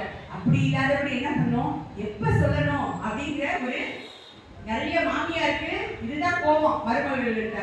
எப்ப பார்த்தாலும் இவ உள்ள நுழைஞ்சோன பிரச்சனையை சொல்லியே என் மகனை ஒண்ணுலாம பண்றா அப்படின்னு பேசுவாங்க. அப்ப நமக்கு புத்தியா நம்ம நடந்து கொள்ளணும். இங்க அபிகாயில் மாதிரியே நம்ம என்ன நடந்து கொள்ளணும்? புத்தியா நடந்து கொள்ளணும். எப்ப யார்கிட்ட எப்படி பேசணும் அப்படிங்கிற புத்தி எனக்கு தாங்க ஆண்டவரேன்னு நம்ம ஒவ்வொரு நாளும் கேட்கணும். ஹல்லேலூயா. அப்ப நம்ம வாழ்க்கையில சில சமயங்கள்ல புருஷன் இப்படிதான் இருக்கிறாரு அப்படிங்கிறவரை மாத்தவே முடியாதுன்னு யோசிச்சுட்டு இருக்க உங்க எல்லாருக்கும் நான் சொல்ல ஆசைப்படுகிற ஒன்று, நீங்க எப்ப அபிகாயில் மாதிரி இந்த மாதிரி காரியங்கள் எல்லாம் நீங்க ஃபாலோ பண்றீங்களோ ஆட்டோமேட்டிக்கா நாபால் எல்லாம் என்னவா மாறிடுவாங்க? தாவீதோட ரொம்ப பியூட்டிஃபுல்லா மாறிடுவாங்க. ஹல்லேலூயா. அப்ப இன்னைக்கு நம்ம செய்ய வேண்டியது ஒரு லிஸ்ட் உங்களுக்கு சொல்றேன். ஃபர்ஸ்ட் லிஸ்ட் என்ன அப்படின்னு சொன்னா, மகா புத்திசாலியா நான் இருக்கணும். அப்ப நான் நாபால் மாறிடுவாரு. ரெண்டாவது பாத்தீங்க அப்படின்னு சொன்னா, வேலைக்காரன் சொல்றதை கூட இந்த அம்மா நல்ல கவனமா கேட்டுச்சு. இன்னைக்கு நம்ம கேட்கிறவங்களா இருக்க மாட்டேங்கிறோம். பேசுகிறதுக்கு தீவிரமா இருக்கிறோம், கேட்கறதுக்கு ரொம்ப மந்தமா இருக்கிறோம். ஆனா அப்படி இல்லாதபடி வேதம் என்ன சொல்கிறது? பேசுகிறதுக்கு ரொம்ப தாமதமாயும் கேட்கறதுக்கு தான் என்னமா இருக்கணும்? தீவிரமா இருக்கணும். அப்ப ஆண்டவர் நம்ம கிட்ட எதிர்பார்க்கிறது பேசுறதை கம்மி பண்ணிட்டு அதிகமா கேட்கறதுக்கு உங்க புத்தியை சாயுங்க. மூன்றாவது காரியம், வெகுமதிகளை முன்னாடி அனுப்பி கன்வின்ஸ் பண்றா. அப்ப நம்மளுடைய காரியங்கள்ல நம்மளுடைய கணவர்கிட்ட என்ன செய்யணும்? ஃபர்ஸ்ட் அவருக்கு என்ன பிடிக்குமோ அதெல்லாம் செஞ்சுட்டு அதுக்கப்புறம் நம்மளுடைய ரெக்வெஸ்ட்டை வச்சோம் அப்படின்னு சொன்னா வாழ்க்கை தரம் ஆட்டோமேட்டிக்கா வேற மாதிரி மாறும். அவர் கண்டிப்பா நம்ம எதிர்பார்க்கறதுக்கு மேல நிறைய செய்வாரு. நிறைய பேருக்கு கணவருக்கு அன்பு கிடைக்கல அப்படின்னு நீங்க சொல்றீங்க அப்படின்னு சொன்னா, நீங்க அவர் என்ன எதிர்பார்க்கறோ அதை செய்யாம இருந்தீங்க அப்படின்னு சொன்னா எதுவும் கிடைக்காது. நான் என்ன எனக்கு எதிர்பார்க்கிறோம் அதை அடுத்தவங்களுக்கு நான் செய்யணுங்கிறது தான் வேலை சொல்லுது. அப்ப நம்ம அடுத்தவங்களுக்கு செஞ்சோம், நம்ம கணவருக்கு அடுத்தவங்களுக்கு செய்யறதை காட்டணும், நம்ம கணவருக்கு நம்ம என்ன செய்தோம் அப்படின்றது தான் நமக்கு ரிட்டர்ன் வரும். அடுத்தது பாத்தீங்க அப்படின்னு சொன்னா, புருஷனாகிய நாபாலுக்கு அவள் அறிவிக்கல. எதை சொல்லணுமோ அதை மட்டும் சொல்லணும். குடும்பத்துல பிரச்சனை, நம்மளுடைய ஃபேமிலியில அவ்வளவு பெரிய ஜாயிண்ட் ஃபேமிலி தான், பாதி முக்காவாசி கருத்து நான் சொல்லவே மாட்டேன். ஏன்னா சொன்னா என்ன வரும்? இவர் ஒட்டனே போய் கேட்டுருவாரு. அப்படிங்கிற சிச்சுவேஷன்ல நான் என்ன பண்ணக்கூடாது? எதுவுமே சொல்லக்கூடாது. நிறைய விஷயங்களை மறைச்சே வைக்கணும். எப்ப சொல்லணுமோ அந்த சூழ்நிலையில இப்படி இருந்துச்சு, நான் அதை சரி பண்ணிட்டேன் அப்படின்னு அப்புறம் சொல்லலாம். இங்க அப்படிதான் சொல்றதை நம்ம பாக்குறோம். அப்ப புருஷனாகிய நாபாலுக்கு அவர் அறிவிக்கல. என்ன பிரச்சனையை சொல்லணுமோ அதை மாத்திரம் சொல்லணும். அடுத்து தாழ்மையா இருந்தா, தாழ்மைதான் ஒரு புத்தியுள்ள ஸ்திரீக்கு முதல் கிரைட்டீரியா. அவங்க வாழ்க்கையில இருக்க வேண்டியது தாழ்மை. அடுத்து பாத்தீங்கன்னா கன்வின்சிங் கேரக்டர் அவங்க கிட்ட இருக்கு. யாருனாலும் நான் சமாதானம் பண்ணி சரியா கொண்டு போயிடணும். எப்ப பார்த்தாலும் எதிரியா எல்லாருமே சண்டை போட்டுக்கிட்டு சண்டையுள்ள ஸ்திரீயோட குடியிருக்கிறத பார்க்கலாம் ஒரு வீட்டுல மூளையில குடியிருப்பது பெற்று அப்படின்னு சொல்லி வேதம் சொல்லுது. அப்ப சண்டைக்காரியாவே எப்போ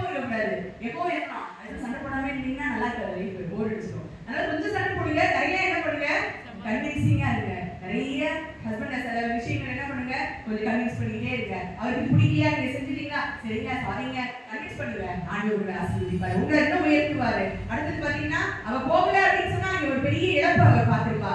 சில காரியங்கள்ல நம்ம முன்னின்று செய்யணும், நம்ம சரியா செய்யணும், நம்ம அதை எப்படி புத்தியுள்ள சரியா அதை செஞ்சோம் அப்படின்னு சொன்னா அந்த காரியம் ரொம்ப சக்சஸ்ஃபுல்லா முடியும். அடுத்தது பாத்தீங்கன்னா குடித்திருந்த புருஷன் அவன் என்ன சொல்லல, காரியத்தை சொல்லவே இல்லை. அவன் காலையில சொல்றான். அப்ப இப்ப என்னென்ன சொல்லணும் அப்படிங்கறத நல்லா தெரிஞ்சுக்கோங்க. இப்படி நம்ம இருந்தோம், இப்படிப்பட்ட அபிகாயிலா நம்ம இருந்தோம் அப்படின்னு சொன்னா நாமாலாகிய கணவரை திருத்துவதற்கு ரொம்ப லேசான காரியம். இன்னைக்கு நம்ம தெரிந்து கொண்டது 2 காரியம். இன்னும் துதிப்பேன். ஆண்டவர் என்ன பண்ணணும், இன்னும் நான் துதிக்கணும், இன்னும் நான் துதிக்கணும், இன்னும் துதிக்க துதிக்க துதிக்க ஆண்டவர் கிருபையை பெற்றுக்கொள்ளலாம். 2வது என்ன பண்ணணும், தாழ்மையா இருக்கணும். தாழ்மையா இருக்க ஆண்டவர் கிட்ட கிருபையை பெற்றுக்கொள்வோம். அதிகாரியை போல என்னுடைய வாழ்க்கையை நான் மாற்றும்படி ஆசைப்படுறேன்னு ஆண்டவரை கேட்கிறேன். ஆண்டவர் மேலான காரியங்களை உங்க வாழ்க்கையில செய்வார். எதெல்லாம் நீங்க எதிர்பார்க்கிறீங்களோ எல்லாத்தையும் செய்வார். ஞாபகத்தினால எதை கேட்டாலும் அதை நான் செய்வேன்னு சொல்ற தேவர். எங்க அப்பாவுக்கு 12 வருஷமா குழந்தை இல்லாத ஒருத்தருக்கு ஆண்டவர் குழந்தையை கொடுக்க முடியும். இன்னைக்கு ஊழியக்காரியா என்ன நிறுத்த முடியும், ஊழியமே செய்ய மாட்டேன்னு சொன்ன ஒருத்திய நீங்க ஊழியக்காரியா நிறுத்த முடியும் அப்படின்னு சொன்னா உங்களுடைய காரியங்கள் ஆண்டவருக்கு முன்பாக லேசான காரியம். உங்க காரியமாக செத்த பாவ புடிச்சிட்டே இருக்காதீங்க, தூக்கி போடுங்க. இன்னைக்கு தூக்கி போட்டுட்டு போங்க. இந்த கவலை எல்லாம் செத்த காரியம், இதெல்லாம் தேவையில்லாத கவலை. எல்லா கவலையும் ஆண்டவர் மேல வச்சுட்டு போறேன். இன்னைக்கு என்னோட கவலை எல்லாம் மறந்து இந்த ஆலயத்திலே நான் விட்டுட்டு போறேன், இயேசு கிட்ட விட்டுட்டு போறேன். இன்னைக்கு என் வாழ்க்கையில ஒரு பெரிய மாற்றத்தை நான் பார்க்க போறேன். ஆண்டவரே இனிமே நான் உங்களை துதிப்பேன். ஆண்டவரே இன்னும் எனக்கு திரும்ப கொடுங்க. ஆண்டவரே நான் தாழ்மையா இருக்க ஆசைப்படுகிறேன்னு சொல்லி ஆண்டவரை கேட்போம். அப்படியே கண்களை மூடி ஒரு நிமிஷம் மாத்திரம் ஆண்டவருடைய சமூகத்தில் ஜெபிக்க போகிறோம். ஹல்லேலூயா, ஹல்லேலூயா. தாழ்மையுள்ளவரிடம் தங்கிடுவே கிருபை. தாழ்மையுள்ளவர் எல்லாம் சேர்ந்து பாடலாம். தங்கிடுவே கிருபை.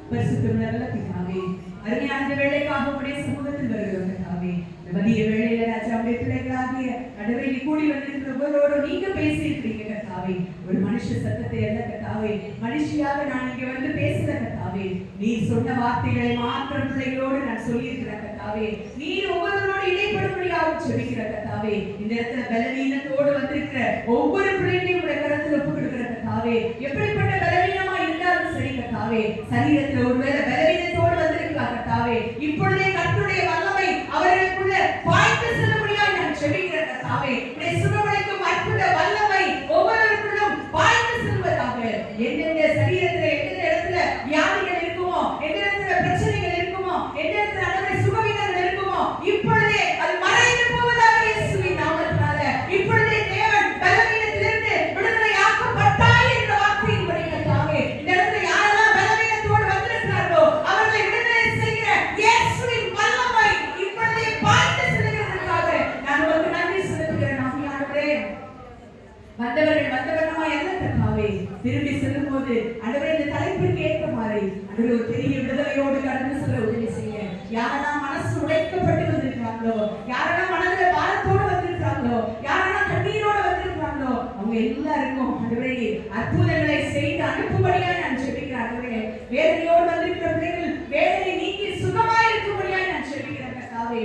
ஆண்டவரே கர்த்தாவே, குடும்பத்துல பிரச்சனைகள், கடன் பிரச்சனைகள், இப்படியாக ஆண்டவரே பாதிக்கப்பட்டிருக்கிற ஒவ்வொரு பிள்ளைகளையும் கரத்தில் ஒப்புக் கொடுக்கிற ராஜா, ஒரு பெரிய ஆண்டவரே விடுதலை அவர்களுக்குள்ள உண்டாகும்படியாக நான் ஜெபிக்கிறேன் கர்த்தாவே. இயேசுப்பா, இந்த இடத்துல நாங்கள் வந்தது நல்லதே என்று சொல்லத்தக்கதாக கர்த்தருடைய வார்த்தை ஒவ்வொருடைய பிள்ளைகளுடைய இருதயத்திலும் ஆண்டவரே பசுமரத்து ஆணி போல பதிவதாக இயேசுவின் நாமத்தினால இரண்டு காரியங்களை குறித்து இன்னைக்கு பேசியிருக்கிறார் கர்த்தாவே. ஆண்டவரே, இந்த கிருபையை பிள்ளைகள் அதிகமாய் பெற்றுக் கொள்ளட்டும், உம்மை இன்னும் துதிக்கட்டும் கர்த்தாவே, இந்த கிருபையை பெற்றுக் கொள்ளட்டும், தாழ்மை உள்ளவர்களா இருக்கட்டும் கர்த்தாவே. இந்த ரெண்டு காரியத்தையும் நம்முடைய வாழ்க்கையில செய்யும் போது ஆண்டவரே அவர்களுடைய வாழ்க்கையில இருக்கிற பலவீனங்கள் மாறி விடுதலை ஆவார்கள் என்பதை கர்த்தாவே நீ அறிந்திருக்கிறீர். ஆண்டவரே, இந்த பிள்ளைகளுக்கு சொல்லி இருக்கிறீர். ஆண்டவரே, அதை ஆண்டவரே இன்றைக்கு கேட்டதை இன்றையோட விட்டு விட்டு போகாதபடி கர்த்தாவே, கேட்கிறவர்களாய் மாத்திரமல்ல அதன்படி செய்கிறவர்களாய் ஒவ்வொருவரையும் நீ மாற்றும்படியாய் நான் சொல்லிக்கிறேன் கர்த்தாவே.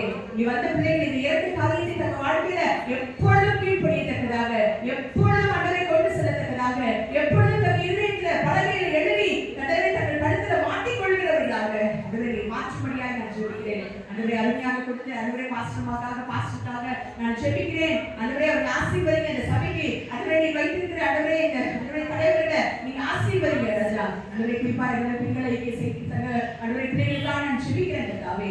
ஒவ்வொருவரையும் தனிப்பட்ட முறையில் ஆசீர்வதிங்க. தலைவர்களா இருக்கிறவர்கள் ஆசீர்வதிங்க. ஆண்டவரே, இன்னைக்கு அழைத்து ஆண்டவரே இலக்கியா சிஸ்டர் அவங்க குடும்பத்தை ஆசீர்வதிங்க. ஆண்டவரே, இங்க வந்த ஒவ்வொரு பிள்ளைகளையும் பேர் பேராய் ஆசீர்வதித்து அனுப்புங்க. ஆண்டவரே, இந்த மாதம் எங்களுக்கு கொடுத்த வாக்குத்தத்தத்தின்படி ஆண்டவரே புகழ்ச்சியிலும் கீர்த்தியிலும் மகிமையிலும் உடைய சிறந்திருக்கும்படி செய்வேன் என்று சொல்லியிருக்கிற தேவன் இந்த பிள்ளைகளை இங்க வந்திருக்கிற ஒவ்வொரு பிள்ளைகளும் ஆண்டவரே நீ உண்டாக்குற எல்லா ஜாதியாருக்கு முன்பாக சிறப்பாய் இருக்க நீ உதவி செய்யறபடியாக ஜெபிக்கிறோம். இதுவரைக்கும் ஒருவேளை ஆண்டவரே அனைவரும் முன்பாக ஏழப்பட்டு இருக்கலாம், கேவலப்பட்டு இருக்கலாம் ஆண்டவரே. ஆனா இன்றைக்கு ஒரு மாற்றம் வரணும் கர்த்தாவே. இனி அவர்கள் வாழ்க்கையில சிறந்திருக்க செய்யுங்க, தி பெஸ்டா இருக்க செய்யுங்க ஆண்டவரே. ஆண்டவரே, தன் கணவர்களுக்கும் பிள்ளைகளுக்கும் ஒரு எடுத்துக்காட்டான ஒரு ஆண்டவரே கருவியாக பிள்ளைகளை பயன்படுத்துங்க கர்த்தாவே. எடுத்துக்காட்டான ஒரு சகோதரிகளாக வாழ உதவி செய்யுங்க ஆண்டவரே. கர்த்தாவே, எங்க எப்படி பேசணும், என்ன பேசணும் ஆண்டவரே, எப்படி தான் வாழணும் எல்லாவற்றையும் பிள்ளைகளுக்கு நீங்க கற்றுக் கொடுங்க ராஜா. இன்னும் சாட்சியாய் வாழ உதவி செய்யுங்க.